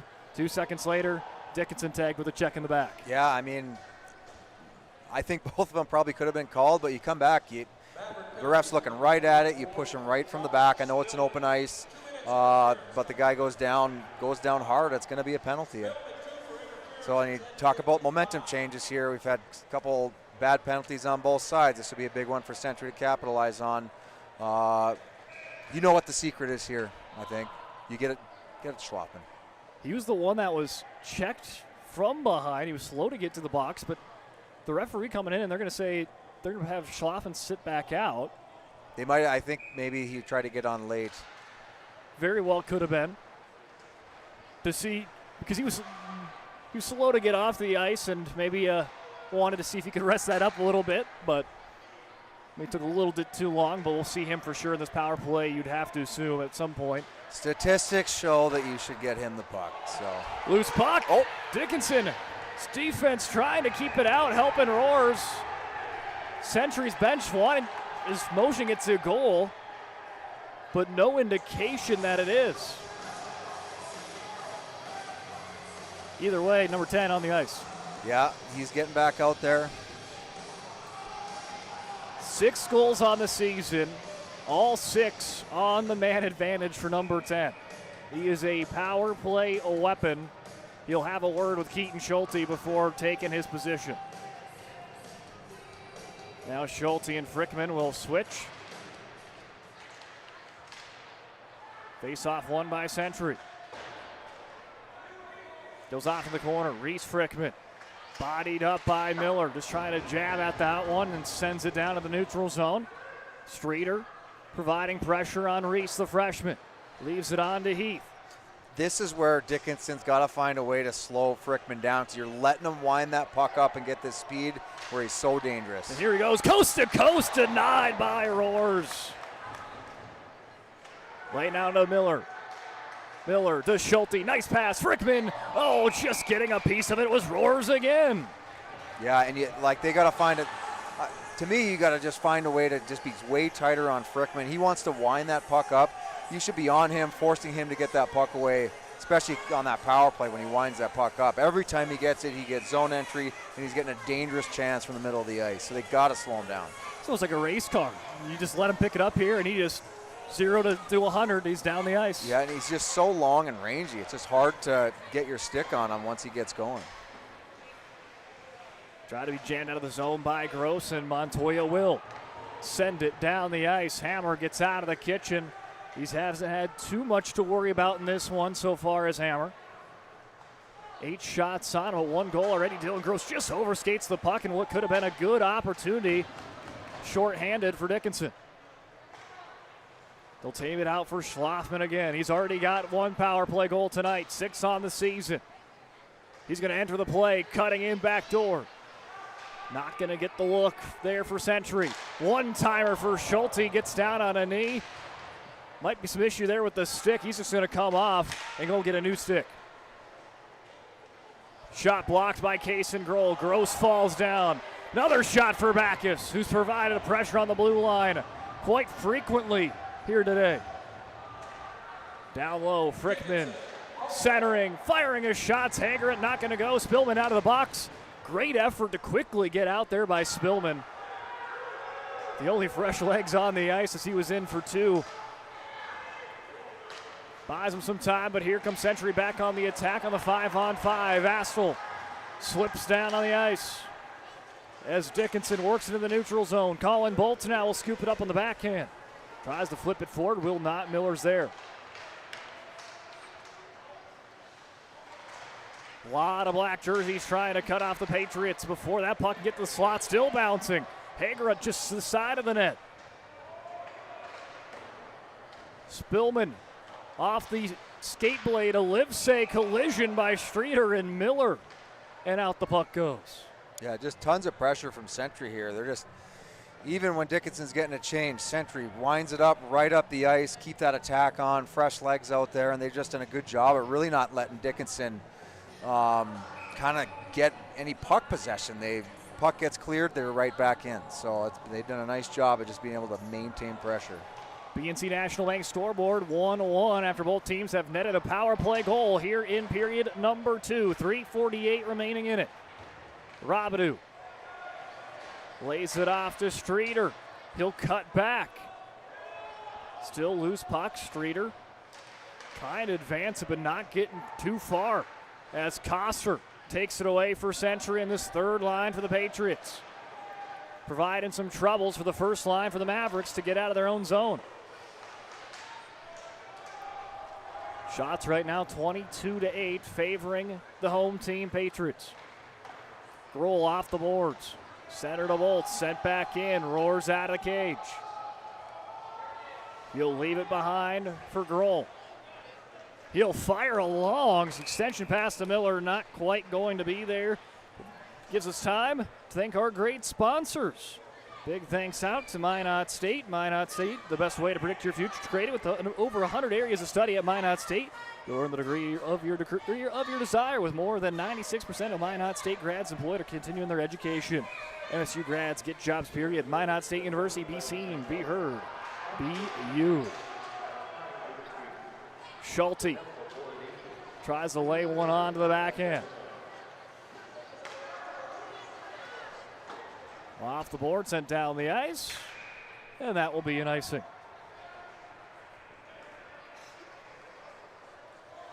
You can see how much that Frickman line has been playing. You wonder, this is where, to me, it gets a little bit dangerous. They've played a ton. They've played great to this point. It's 1-1. Now you might be going into the third period all tied up, and do you have the legs to kind of make that offensive push? So that's where, utilizing that bench maybe helps those guys a little bit in the third period, but we'll see if they're up to the test. They played early, especially in the first 9 or 10 minutes. They played pretty much the entire way, it seemed like, in this period. Maybe the exception of a few little breaks where their second line was in, but overall I've maybe seen a shift out of their third line and a shift out of their fourth line. The rest have been their top two lines this entire second period. Yeah, like eventually that wears on you a little bit. So this is where it's big, I think, for them to try to capitalize offensively, get a goal or two, just to kind of give you that cushion going in, because they have played a ton. 2:08 remaining here in period number 2. Between these two teams that are right next to each other in the WDA standings. Century at 7, Dickinson at 8. The early start, Reese Frickman well wide as Astle able to deflect that one into the corner. Batted out by Dylan Gross at the end of his shift. He'll quickly get off. But here comes Frickman again. Heath gets checked, but he didn't even take the worst end of it. It was Connor Ramadou that did it. That's how you slow Frickman down. We didn't say it wouldn't hurt, though, because that's a big body that you're going into. That one didn't look like it felt too good. Hey, you got to credit Ramadou, though. Hey, maybe gave up the height advantage and the size advantage, but like you said, got to slow down Frickman one way. It takes some guts to be a physical player and to go up, try to match up against someone that's quite a bit bigger than you. That takes a little bit of courage, so good on him. It doesn't make it feel any better, though. Hey, luckily for him, he's got a minute 30, and then it's off to intermission to rest up a little bit for period number 3. Kaysen Grohl backhands that one right, though. It's Kaysen Hagerut that takes it away. Astle lays the body. Hagerut gets back the puck for a second, poked loose. Second line trying to provide a pressure opportunity here for the Patriots. Maybe allow that first line to get a breather and go the rest of the way if they come out for one more shift. Jansen up to Davis. Falling down there is Caden Shetter. And we'll have a stop in the action with 52 seconds. Didn't know if that was going to be an offsides or a penalty, but it looks like it's coming up on the Patriots penalty. Give it on to, doors open. Looks like Ty Backus, the guilty party. Yeah, big opportunity for Dickinson just to try to get an offensive look here. It's been all Century in this second period. Fortunate for Dickinson, 1-1 game, so it could go either way, but this is kind of one of those big opportunities where they got to try and get an offensive look. Dickinson closed out the first period on a power play. They'll close out the second period on a power play. They've already struck once on the man advantage. Schlafman just absorbs a hit from Dylan Gross. Kind of the two Energizer bunnies tonight for both sides. And Schlafman going to lay the hammer on Grohl there. 30 seconds remaining here in period number 2. Captain Grohl trying to squeak by. Lays it into Colin Bolts that wins the race towards it. Bolt hit against the boards, and it's cleared by Century. Roars feeds it to Miller. Could be the last push here to end period number 2 for DHS. Streeter into the netting off a deflection. Yeah, it's been tough for Dickinson to really generate any even puck possession kind of on neutral zone or their offensive zone at all. So I think for them, you can see even their D recovering pucks behind nets. Their wingers are kind of slow to the walls, and they just haven't been able to get pucks out. To me, it's just slow getting to areas and kind of making reads on where pucks might be, and Century's done a great job at just kind of keeping that pressure on. Miller makes a strategy call. He's just going to lodge that puck against the boards for the last 8 seconds. A few pleasantries might be being exchanged, but they're going to head on over to the second intermission as this one is tied 1-1 at the end of 2. Second intermission brought to you by Charbonneau Oak Car Center, coming your way when we return on the PSP Network. This presentation on the PSP Network is proudly brought to you by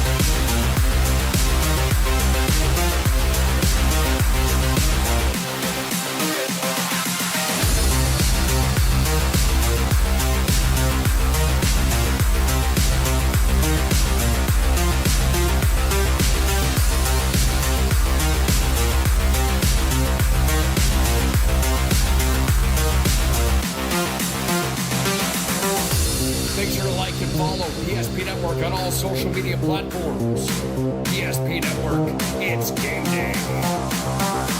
Dakota Community Bank and Trust, your trusted partner for commercial and business loans. We not only provide lending you need to grow your business, but we also reinvest in our communities. We believe in strengthening our businesses and creating opportunities for success. Choose Dakota Community Bank and Trust for your commercial and business loans, and together let's keep our communities thriving. Serving the community, looking out for you. At Dakota Community Bank and Trust, that's what we do.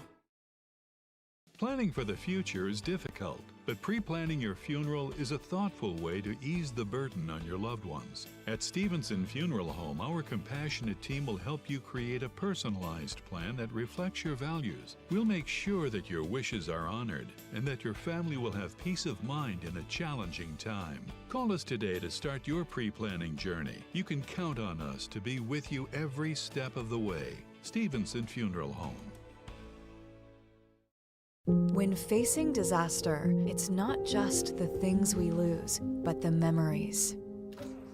But there's hope. ServPro, with decades of experience in Minot and Bismarck, is always ready. Our certified professionals don't just restore homes, they rebuild lives. Because to us, you're not just a client, you're family.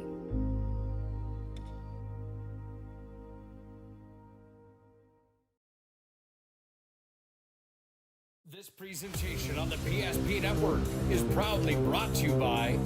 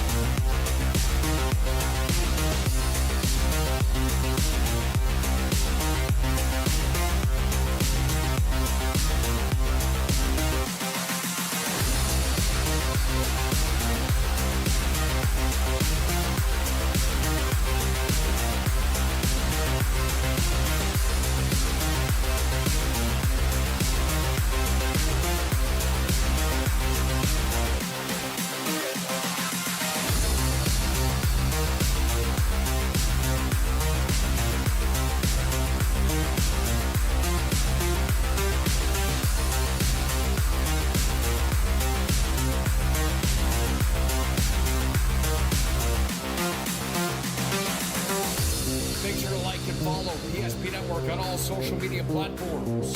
PSP Network, it's game day. At Ryan Buick GMC, we treat every day like game day. 1.2-liter turbo engine, ultra-wide screen.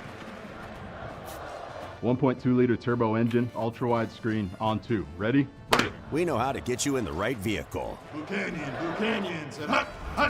From the test drive to the handoff, we make every step easy. This season, start your drive at Ryan Buick GMC. Nobody thinks about personal injury until it happens. But when injury strikes, so will your bills and the turmoil and everything you'll miss out on. It's a mess and you need someone to help it all make sense. That someone is Schweigert, Clamine, and McBride. We know the territory and the process, and we work smart and hard to get you results. It's easier to get back to normal knowing there's a team behind you. We're the ones the other side doesn't want you to call. We're on your side. We're Schweigert, Clamine, and McBride.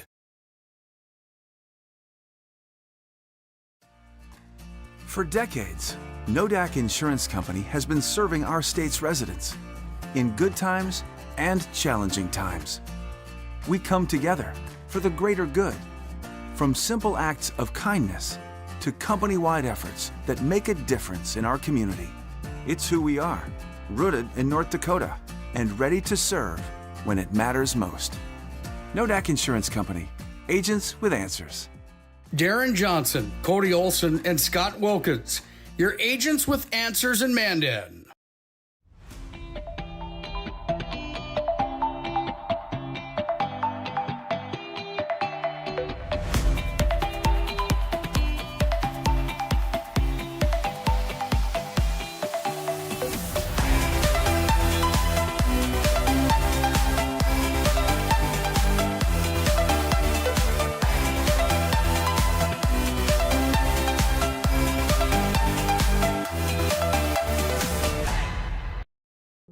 Facing disaster, it's not just the things we lose, but the memories. But there's hope. ServPro, with decades of experience in Minot and Bismarck, is always ready. Our certified professionals don't just restore homes, they rebuild lives. Because to us, you're not just a client, you're family.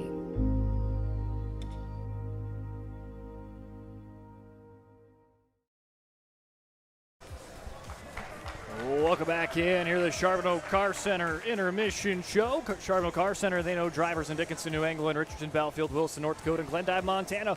Work hard, play hard, and need a car that can keep up. That's why they choose the offer Buick, GMC, Chrysler, Dodge, Jeep, and Ram lineup at their dealership in Dickinson. If you're interested in learning more, stop into their showroom and treat yourself to a test drive. Visit them online at charbonneaumotors.com. Well, after 1-1 hockey game. It has been a fun one to get us into a short break for Christmas break for hockey. But it's been fun. Century right now has maybe controlled the tempo of play, but at the end of the day for Dickinson, it's a tie game, and we're in for our final 17 minutes of regulation. When we're tied going into the third period, regardless of how the momentum of the game has gone, it's really anybody's game. All you need is one chance to put it in. If you're Sentry, Noah Hammer, not a lot of action. That can be a little bit scary because you just feel like you haven't really gotten into the game a whole lot. Now they have possession. That can be dangerous. Played it on back. the Sentry Frickman side. to back. It fires his shot. Almost deflected up front by Schloffman. He'll try to jam it home, but Roars makes the save. Keeping him in this by game. Dickinson, Hagerot jamming it in. I think it hit the post, and now a Obviously, whole bunch of chaos coming in. Hey, Dickinson, I think, took exception off of a late shot from Heath Frickman. Final buzzer. Yeah, it's one of these things where 10 minutes. Honestly, the last time me and you sat next to each other, it's kind of deja vu. Frickman leaves it out to Bo Miller. Lots Lots of of traffic. Heath Frickman almost jams that one in, but it's another save by Roar. It was the cannon trying to get out of there. But today's game, at least buy some time in the neutral zone. But here comes Schloffman again. Fires a wrister, and that one whistles past Roar. Century strikes first. Frankie Montoya lays one in, and he does. He leaves it on for Everett, who jams it home. Right now, it is a power play goal for Dickinson. Evens things up 1-1. They're just trying to tread on Nice water, finish. if you will. Leaves it on right to now. Heath. They're in a position. This is where Dickinson's got to find a way to slow Frickman down. So you're letting him wind that puck up. I think one of the things that they're struggling with. And here he goes, coast to coast, denied by Roars. And their wingers Post are too slow denied getting by to the wall Roars. to advance those pucks out of the zone, and they just got Right a now little to bit Miller. better anticipation to get the Miller pucks. to Schulte, Hey, nice we know a pass, puck's gonna Frickman. get out, far side Just wingers, getting a piece they're of it trying was to blast Roars out of the again. zone and trying to get some pressure on the Century D. Gets there first. They just and have now they not done a good possession. job putting that puck kind of behind the Century D, deep into the Century zone, and they just can't get any pressure on them. So I think if they're a little bit better anticipation on where pucks are going to be, I think that they can try and just generate something. And if you're Century, one thing I'd like to see out of them, hey, you got lots of shot volume, you've got a lot of point shots. Let's get those pucks elevated. I always say those pucks need to be at least over the height of the pad, because every goalie's going to drop when those pucks are coming in. And if it's over the pad, it's got a chance to sneak in if you got that good net front presence and creating traffic, making the goalie look. Roars has looked really good so far, so how do you beat him? Take his eyes away, get in front of him, make him start searching for pucks and working it in that way. And I think that would be the way for Century to try and generate a little bit more dangerous chances from the shots that they do have. Mark, you're saying lift the puck. Wayne Gretzky would probably say don't lift the puck. He had 890 goals and didn't lift the puck. Well, he was taking slappers from just inside the blue line when the goalies didn't go down. So a little bit different game, but even to today's game, every goalie goes down into the butterfly. And what do they cover? They cover the whole bottom part of the net. So that's why I just say, hey, elevate those pucks, especially the point shots. It would drive me nuts as a forward. You got to do all that work, get the puck to the D, and they take a shot on the ice. At the goalie, you got to elevate those pucks, allow that puck to maybe squeak in, create an extra rebound or two. And that, to me, that's how you got to try and create a little offense with those point shots. Well, the key to this game right now has been the power play. I mean, this could be the big thing of the next 17 minutes of what team plays the cleanest is going to win this game. 2 goals on the scoreboard, 1 on each side, both on the man advantage. Started off with Schlafman, 14:23 remaining in period number 2, assisted by Reese Frickman, and then answered back just about 5 minutes later with Aiden Emmerd with his second on the season on the power play as well. So we've seen these two teams. It's been a chippy game. It's been a physical game. But now this period is one where you want to stay out of the penalty box. Oh, absolutely. I think both teams have had a little some undisciplined penalties. So you got to play smart, play with that emotion, play with that passion, but you can't cross the line and hurt your team in that aspect of it. So I think you got to play smart, and if you're Dickinson here, you got a minute to work with on the power play to start the period. Can you be opportunistic and capitalize and try and squeak one out here and try and hold off those big dogs from Century? It'll be an interesting period. Well, we'll take a look at when we come back, scores around the state on the Charbonneau Car Center Intermission Show. The Jersey Mike's catering box is the easiest way to feed your friends. The hard part is picking your sub. That's why we're having a draft. With the first pick, Sarah from Carolina selects number 13, the original Italian. I trusted my gut, and that's exactly where the sub's going to go. So Hold on, we've got a trade. Jake traded his second pick with me, because I'm starved. Freshly sliced subs to go, wherever you and your friends go. Jersey Mike's, a sub above. Dakota Community Bank and Trust, your trusted partner for commercial and business loans. We not only provide lending you need to grow your business, but we also reinvest in our communities. We believe in strengthening our businesses and creating opportunities for success. Choose Dakota Community Bank and Trust for your commercial and business loans, and together let's keep our communities thriving. Serving the community, looking out for you. At Dakota Community Bank and Trust, that's what we do. We started with small beginnings. And just like the visionary entrepreneurs we serve, we turned an idea into reality.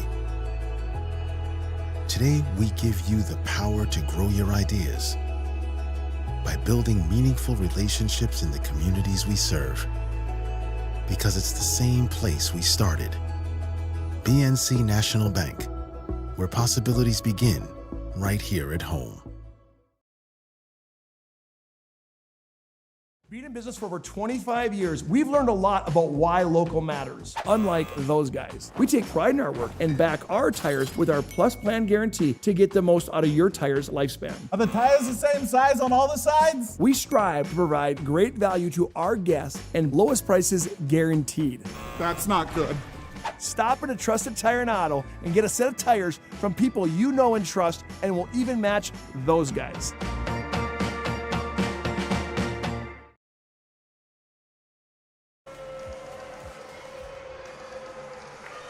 As Dickinson taking the ice here in period number 3 in a 1-1 hockey game. We have got the scoreboard back up here to start the third period. Big thanks out there to John Haugen, getting that scorebot ready and rocking here for the third. It's going to be a fun one here, Mario, but before we jump into it, let's take a look at scores around the state. Minot and Bismarck here at Wachter Rink here in town.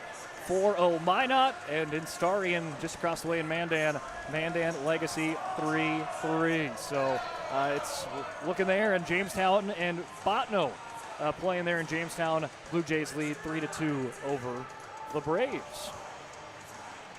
Well, we were talking off air. We're talking a little bit about that Legacy scoring off air, and why not? Let's bring up the graphics. The top 10 scores in the state, and Legacy's got 3 of the 4.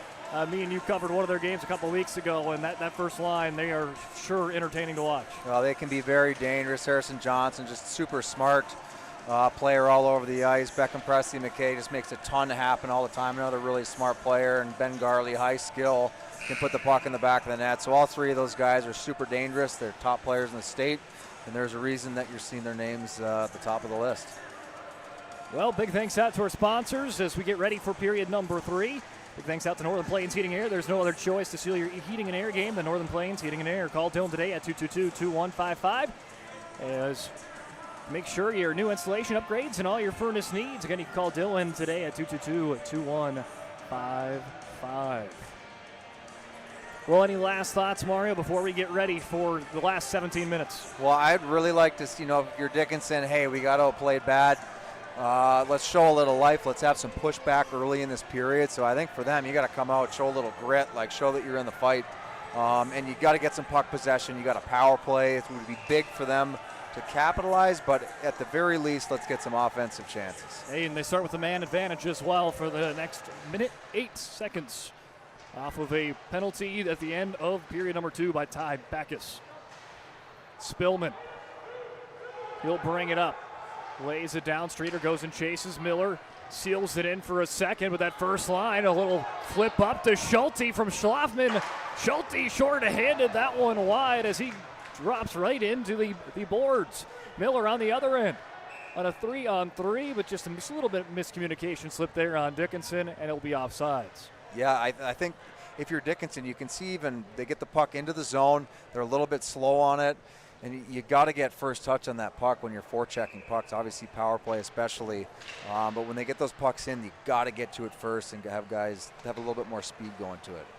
Spillman, he'll eat up a hit and send it along the boards. You can see right there, they get the puck in, Sentry gets to it first, and then it's hard to get that possession from there. Groves tried to work it to Miller. It's sent down the ice.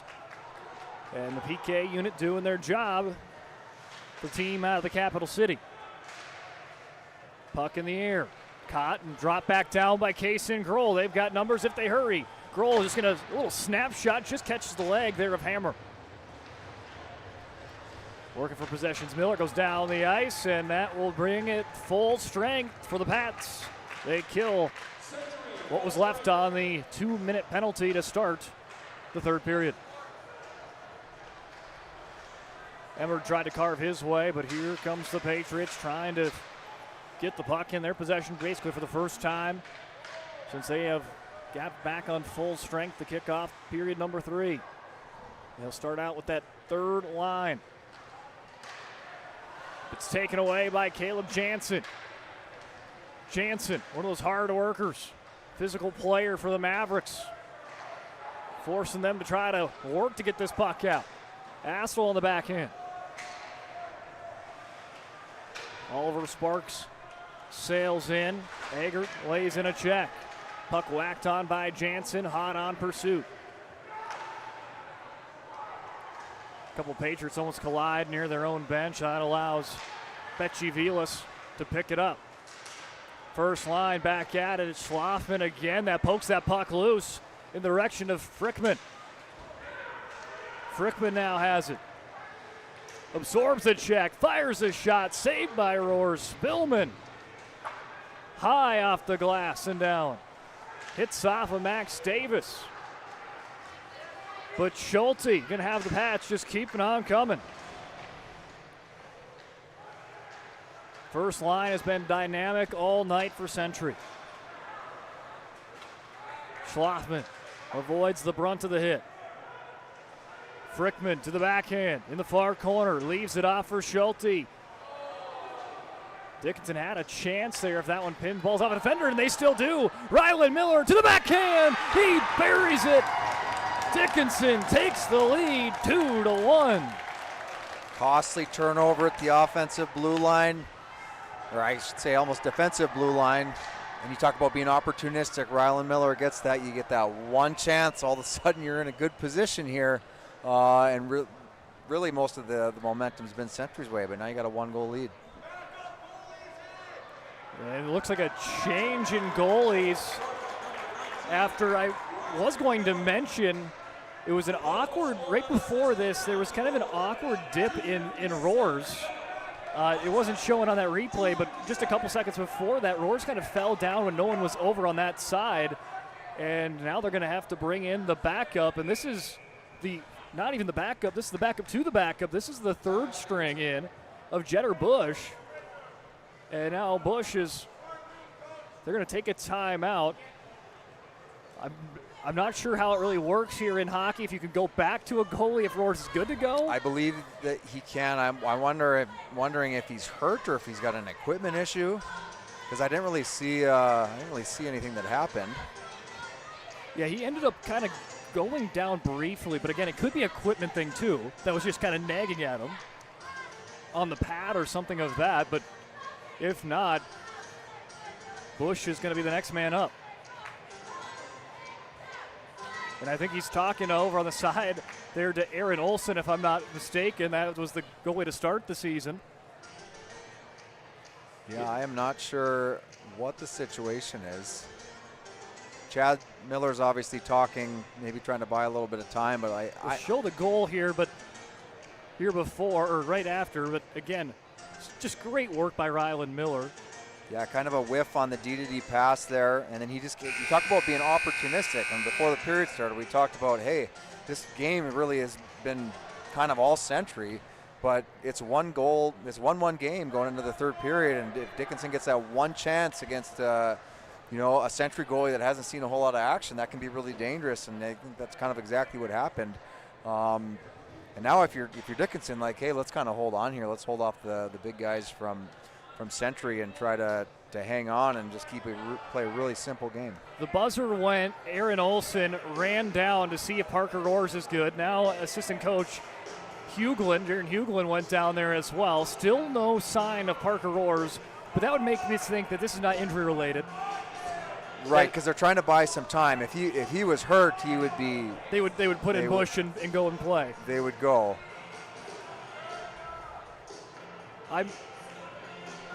It looked like the buzzer went, and there's still time. Now, I don't know. And Jeter Bosch is, not a lot of experience, but he's still a good goaltender as well. So I could see why Coach Olson's not happy that you want to get the game going, because how much time can you delay here? Yeah, they said they want to accommodate, get the goalie situation here in Dickinson. Looks like Bush will stay out. So it looks like Roars will come back. Again, him and Aaron Olson started the season as the tandem. Olson went down last week with an injury. And at least for Dickinson, at least this is an equipment thing, because that would have been kind of deflating right before Christmas break with 2 goalies go down in a week's time. Absolutely. So I think they'll be breathing easier if he gets back out here.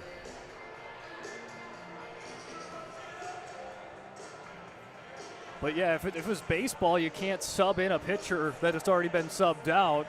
I don't know. I think you could probably do it if you wanted to, but I think it's just kind of a thing where I don't know if you want to take out Roars with how well he's been playing, even if it is just for a couple minutes. Yeah, I mean, he would be allowed to come back into the game. If this favors anyone, I would say this favors Century with how much that Frickman Schulte Schlafman line has played.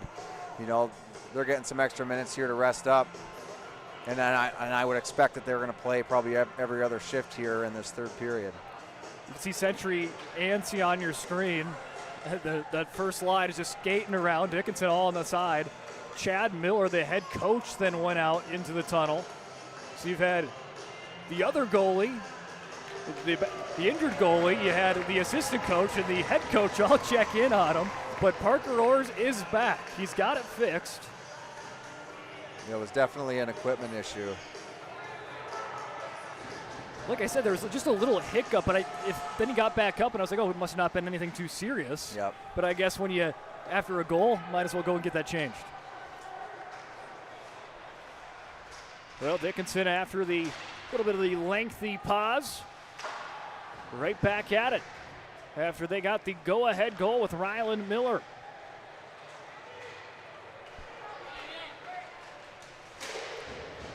Cheddar has that one taken away. Schulte pushed off the puck. Wrapped around again. Streeter plays it forward. Miller corrals it right at center ice and plays it around to Reese Frickman. Up to Heath. Heath on the far circle. Centering pass. No one home on the near side. Frickman shows his skating ability. He'll weave in and out. Fires a shot deflected into the netting. That is a huge save from Roars right there. You got your top offensive player right pretty much between the hash marks, and Roars is giving them a chance to stay in this game. Do you think anything of him being out off the ice for about 3 minutes? Maybe he thought maybe it would be a kind of a weird, unplug the mind, plug it back in, but he stepped in, has made a couple nice saves right away. Well, I think for any athlete, you're going to have a diversity throughout the game. You're going to get pushed out of your routine, pushed out of your rhythm, and those are all parts of just reacting. Extension pass to Grosso, fires one high. A great opportunity on a breakaway for Dylan Gross, set up by a nice pass on the blue line on the opposite side. Came down by Carvo. Shot blocked up front by Kaysen Grohl. Grohl, normally a defenseman, but he wants to go and attack. He's going to play more of that forward roll down the ice, going to pressure Reese Frickman. Even tugs on the jersey a little bit. Grohl bats one down, a little turn and shoot. That one whistles high. High and wide, back to Carvo. He's cut up by Gross. A little too hard off the pass. That one going to get away and off the tape of Grohl.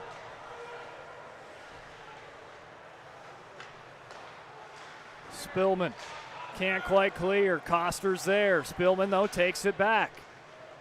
Josh Spillman right on the Bobcat logo at center ice. He'll give that one a whack down. Miller takes a peek. Sees a couple black jerseys trailing him. Send it up to Livesey.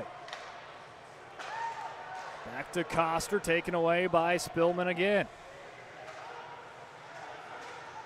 As they'll try to make him detour around the net. Caden Cheddar, he's got wheels.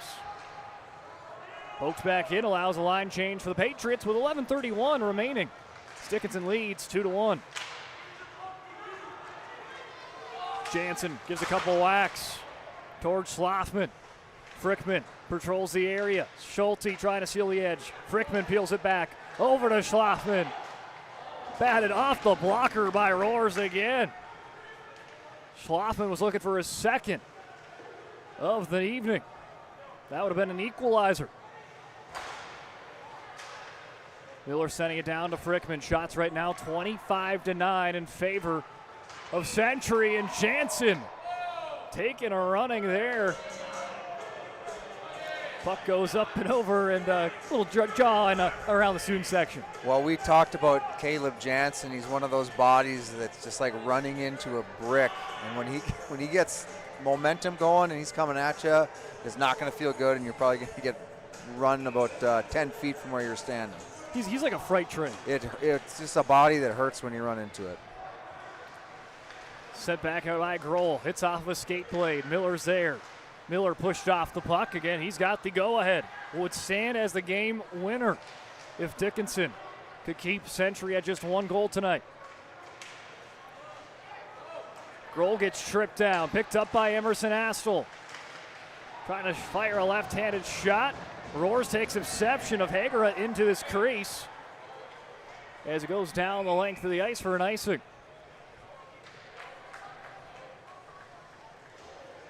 Today's game brought to you in part by BSN. BSN creates exclusive personalized solutions for North Dakota high school and collegiate programs. Dress equipment, uniforms, coach apparel, the fan wear, branding, and more. They do it all. Contact your local BSN sales pro today. Nearing the halfway point here in period number 3. 10 minutes remaining in the contest. As Schlaffen takes a peek. Before he gets to the puck, sends it down to Frickman. Streeter doing a good job of pushing Frickman up against the boards, trying to slow down one of Century's superstars. Schlaffen, give and go to Schulte, to the backhand, just onto the side of the net. Spillman, up off the glass. Big hit issued by Colin Bolts with the first line back at it. Little nifty behind the back pass. Trying to set things up is Schulte. Schulte will set it back, and now right back to Frickman it goes. He is hit not once but twice by 2 different Mavericks. Climbing the ladder, Schulte jumps up high, fires one blocker side. Roars denies him at the doorstep again. Frickman fans on the centering pass. Miller, though, keeps it in. Miller plays it down low. They'll even work it down a stretch lower to Frickman. Back to Schulte. Schlaffen fires a shot. Roars right there in the slot with another one. That's one of the looks that you want there. I think Schlaffen's thinking that he maybe could have had an extra second to try and get that shot off, but Roars comes up with a big save. I know we talked about it a lot there, Mario, but time management with the shifts on that first line. It was a long shift for that first line. A productive one, though. A couple of good scoring opportunities. But how frequent will we see them here in the next 9 minutes? I mean, I think you'll see them every other shift, if not even more. And this is where it gets hard. You're down. You're really making an offensive push. Do you have, the energy to get to that puck a second sooner? Make one last push at the end of a shift. So it gets a little bit tough once you're tired. Down on the other end, firing one wide is Frankie Montoya, the alternate captain. Back in end-to-end action. Here comes one of the young guns, Easton Eggert. That one snapped from an awkward angle. Livesey, backhand to Miller. Works it across to Backus. Instead of shooting that one, he tried to work it back to Livesey. And allows Dylan Gross to buy some time, get some fresh legs out for the Mavs. Back to Backus. Backus knew a hit was coming, so he decided he was going to be the enforcer in that situation there with Cheddar. Spillman off and running with it now. He's showing his skating ability. End-to-end, coast-to-coast for Spillman, but as soon as he gets there, it's taken away by Century. Second line out there for the Pats. Hegret centers one in for Astle. Reese Frickman fires his shot. Roars just gets a bit of the glove, whacked at again up front. More chances for the Patriots. It's the second line producing offensive tries. Spillman doing anything you do to clear. Broken stick, unfortunate for the Patriots. Max Davis has an opportunity but cannot quite make do with it. And it's a delayed penalty. It's going to be a man advantage coming up for the visitors. I'm not sure what the call is. I think he broke his stick and he threw it, and he might have given him a call for that. Or when you break a stick, you're supposed to drop it immediately, and he might have skated with it for a couple seconds and then kind of threw it down. And I'm wondering if that's what it is. So he might get a delay of game possibly here.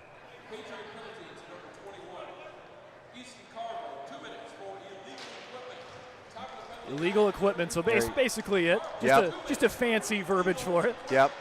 So yeah, once that stick's broken, you got to drop it immediately. You can't skate with it, and he just carries it for a couple strides, but that is a penalty. And it's something we talked about in the Intermission show. You got to stay out of the penalty box, especially in a third period, which is in a close game. Seeing if Dickinson trying to see if they can open this game open up by 2 goals. Well, they just got to try and get some zone time. Century's controlled most of this game for the most part, but They just haven't been able to kind of put it in the back of the net. You give Roars a ton of credit. Are there things that Century could maybe do slightly different? Sure, but ultimately you got to find a way to get it in the back of the net, and so far Dickinson more opportunistic. Saved by Hammer. Grohl tries to play one up front. Turn and shoot by Streeter. Diving effort. Hammer keeps it out. What a save from Hammer. I think that puck was going back. I think he reached back for it. I'd be interested to see that on the replay, but that looked to me like he reached back and pulled that out of the net almost. And you robbed Tatum Streeter, who does not have a goal, but arguably might have the best chances for Dickinson in this contest. Emmert, he's got a goal tonight. The young blue liner sends it up to Grohl. Jansen keeping his eyes up. 30 seconds. He has pockets picked. Here is a shorthand opportunity for Schlaffen. He buries it for his second of the night. And celebrating by the student section. We got a tie game. More forecheck from Alex Schlaffen, creates the turnover and then capitalizes. That's a big goal for the Century group. Well, Mario, this is Schlaffen's 7th of the season.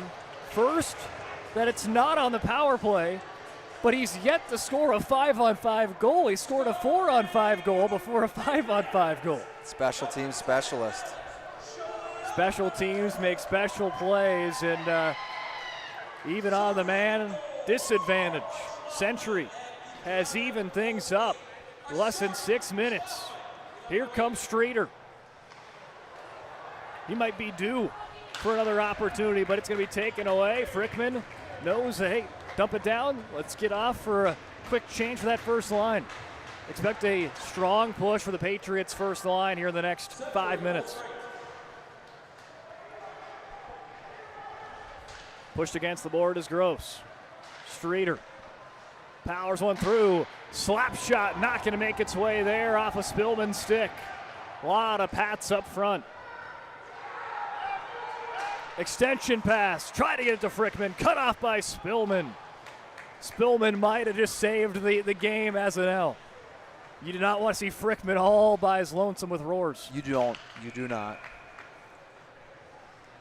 But you talk about puck management. I mean, Dickinson kind of just trying to hold on here with it when they had the 2-1 lead, but you talk about puck management. Turnover in the neutral zone on the power play, not making good puck decisions, leads to a turnover, and all of a sudden you got a tie game. So, you know, if you're Century, obviously you're back in the game here, and they got to find a way to capitalize on a chance. Center out of the boards.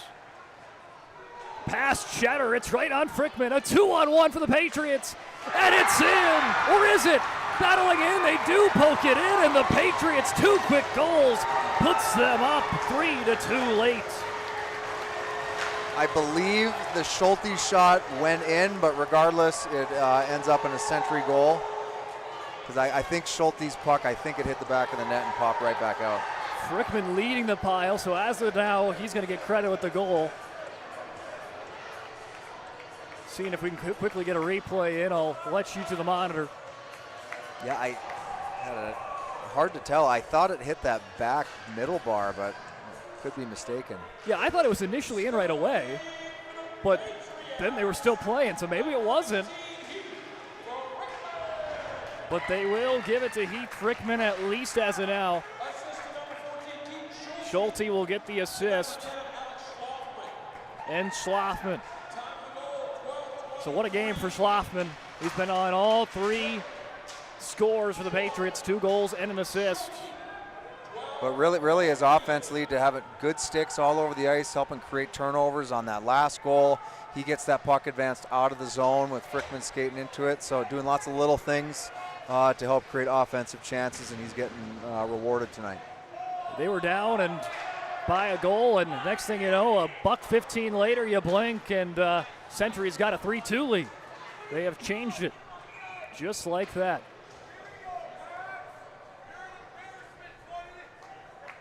And that's just sometimes how momentum can go. Yeah, it's crazy. I mean, Century's controlled the game here, but you know, they were in a dangerous position. They were down 2-1, and now they got the kind of the momentum back. So we'll see if Dickinson has a little push here. Expect to see their goalie coming out maybe in the next couple of minutes. Cheddar fires his shot. That one directed off by Streeter skates. Frickman backhands it away to Schlafman. Again, he's got a goal and an assist and just a $1.15 time. He's got 2 goals and assists overall in this game. Cheddar plays it forward, played in by Miller. Right now for Century I think it's just kill some time. Well, puck, it's all about puck management. I always say, hey, you got a 1-goal lead in the third period. You're keeping pucks along walls. You're trying to not make plays to the middle unless it's so wide open. And you just try to control that puck. You don't have a play, puck is advanced out of the zone. You're starting to eat those seconds off the clock, and that's what Century needs to do, really, to not give Dickinson any offensive looks. Cheddar, a little fake, fires a shot, almost deflected there by Streeter. It was, but it's just wide. Emmerd tames it down, trying to keep the foot on the gas pedal for DHS, trying to get one back to tie this one, less than 3 minutes remaining. Pawed down by Miller, Hammer in a tough position, but Miller can't pull the trigger. Played back in by Gross. Streeter pressuring again, right onto the stick of Miller, centering an attack, no one there. Livesey just gonna flip it up. Streeter plays it off of Reese Frickman, the opposing D-liner. Big hit there by Spillman. He'll keep it in the zone for now, and now back to puck possession for Century. Astle has a break on a line change. Maybe just get a piece of that one, or it's Roars.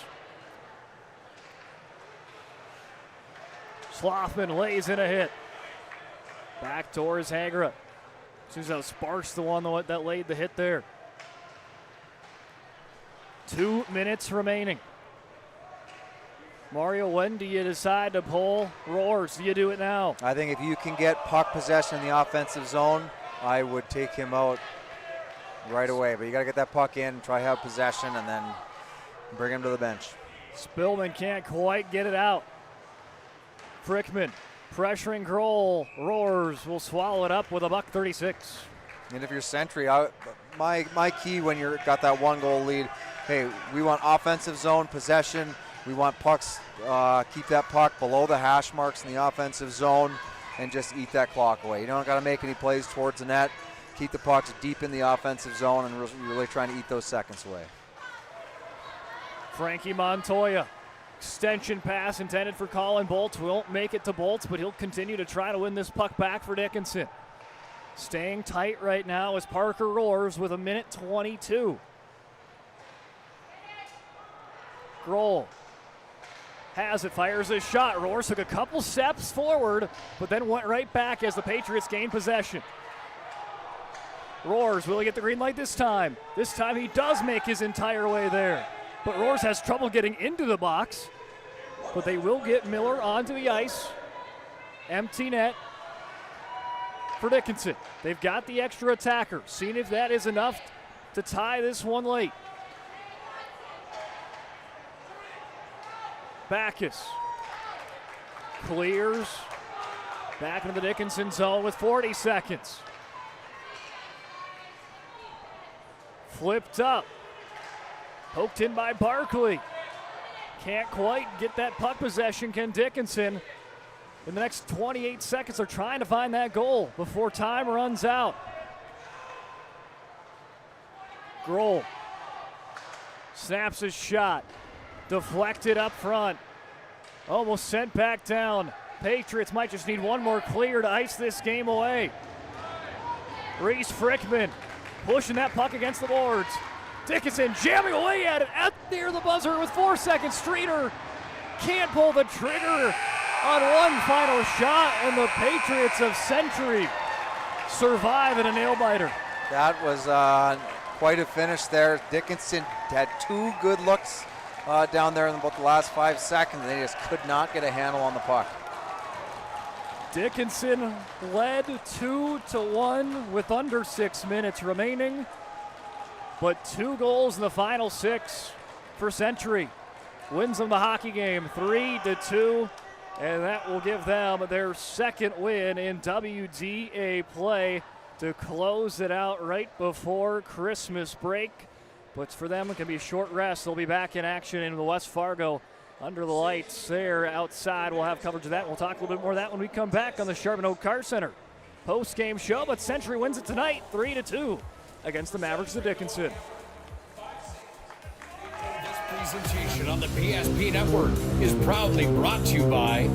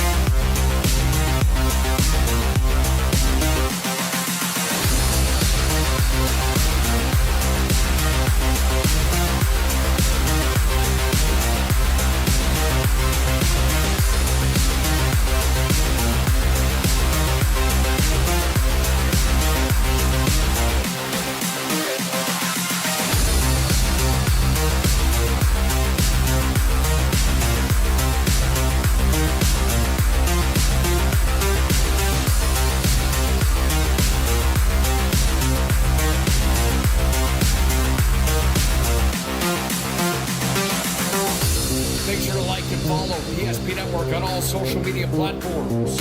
PSP Network, it's game day. When facing disaster, it's not just the things we lose, but the memories. But there's hope. ServPro, with decades of experience in Minot and Bismarck, is always ready. Our certified professionals don't just restore homes, they rebuild lives. Because to us, you're not just a client, you're family.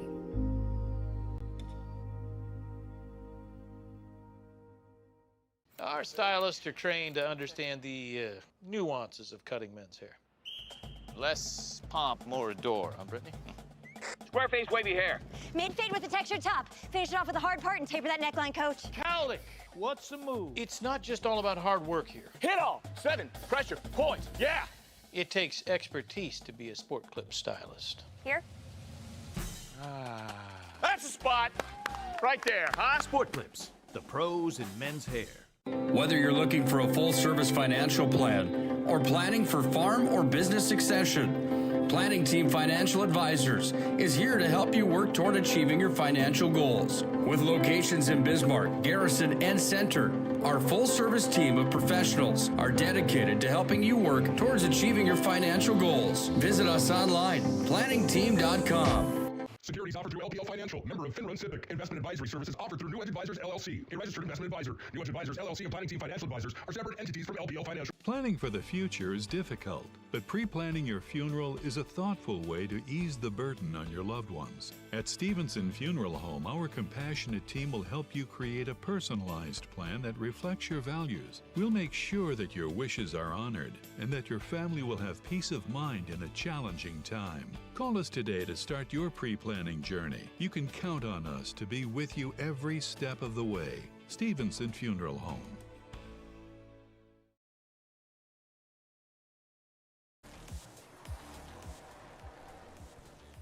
That's the final score on your screen. Century wins in a nail-biter 3-2 against Dickinson.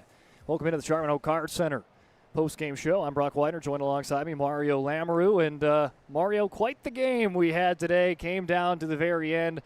Century controlled this game, puck possession from pretty much the start to the finish of this game. But it was Dickinson that led late 2-1. But Century's first line, we talked about how the impact they brought to this team and to this game in general, and it definitely shone through there in that third period. Yeah, I mean, it's one of those games where, to me, Century was a better team. In a puck race right there. For a while there, you think, oh, wow, Dickinson really squeaked this one out. But you talked to back, it fires a shot, almost deflected up front by Schloffman. He'll try to jam it home, but Roars makes the save. That going up 2-1. By Kason Hagerot, jamming it in. I think it hit the post, and now a whole bunch of chaos coming in.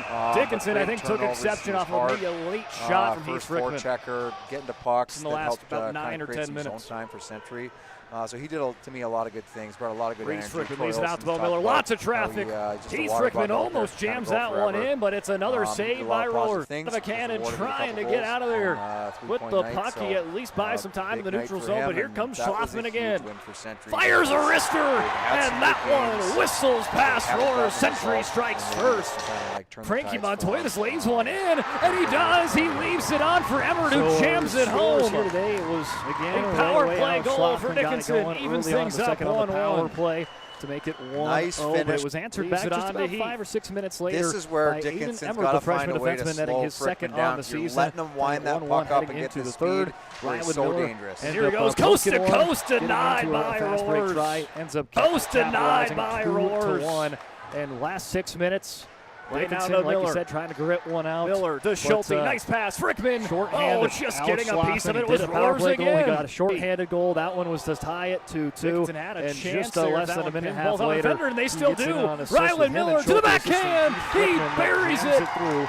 Dickinson takes the lead 2-1. 3-2, and they would go on to win. Frickman. You thought Schulte might have scored it. Schulte tried to set Frickman, so I guess we'll go Frickman for now. But either way, batted off the blocker by Rollers again. From puck drop to puck drop, or the end of the whistle. So but Dickinson more a very entertaining game by nonetheless. Grohl tries to play one up front. Fan, turn and shoot by Streeter. Diving effort. Hammer keeps it out. Shot by 20 shots tonight. Keeping his eyes up. 30 seconds. He has pockets picked.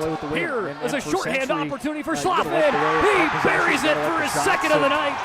And celebrating by the student section. We got a tie game. Gunner, it's right on Frickman. A 2-on-1 for the Patriots. And it's in. Or is it?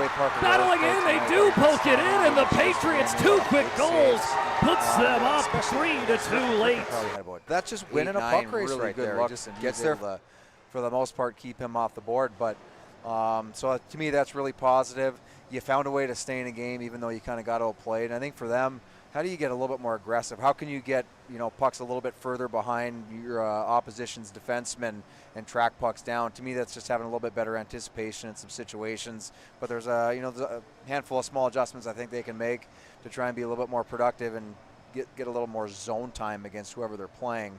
And if you're Sentry, you've had some good games so far this season. Your record doesn't really show that, but you kind of squeak out a win with 2 third-period goals, and your big guys showed up and made some big plays, and that's what you need. You need your top guys to produce for one, and then obviously your older guys to be good leaders for your group and kind of persevere through those tough times. So they can kind of control the play, and they were fortunate to get a good result at the end of it.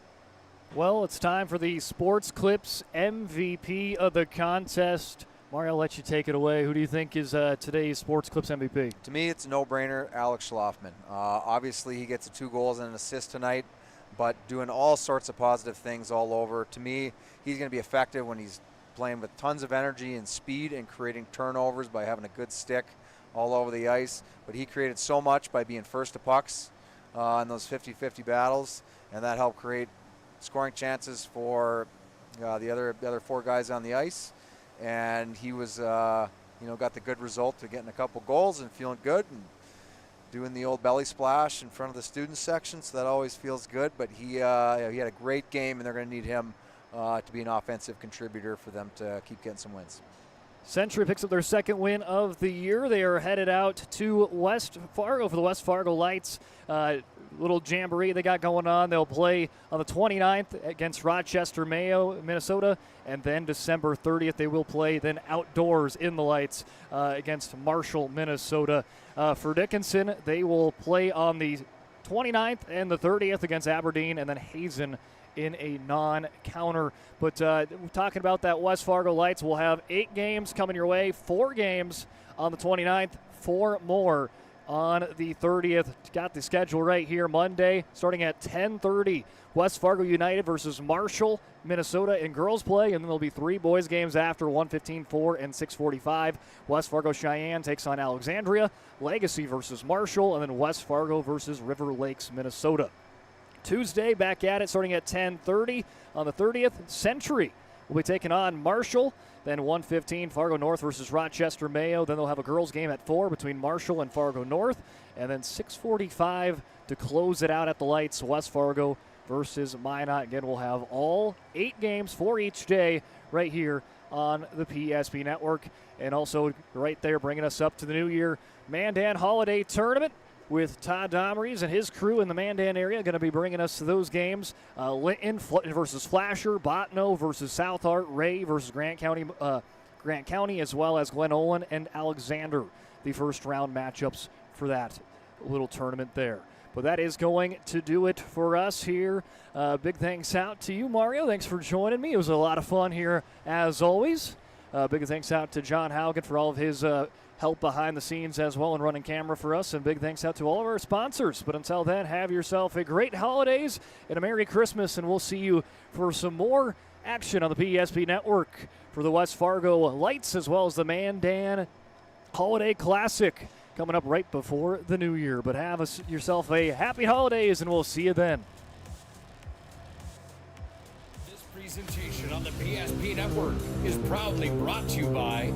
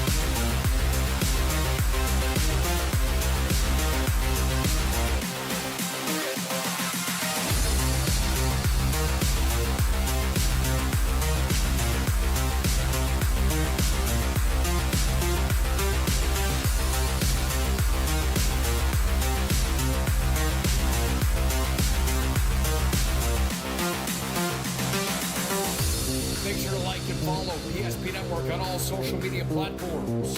PSP Network, it's game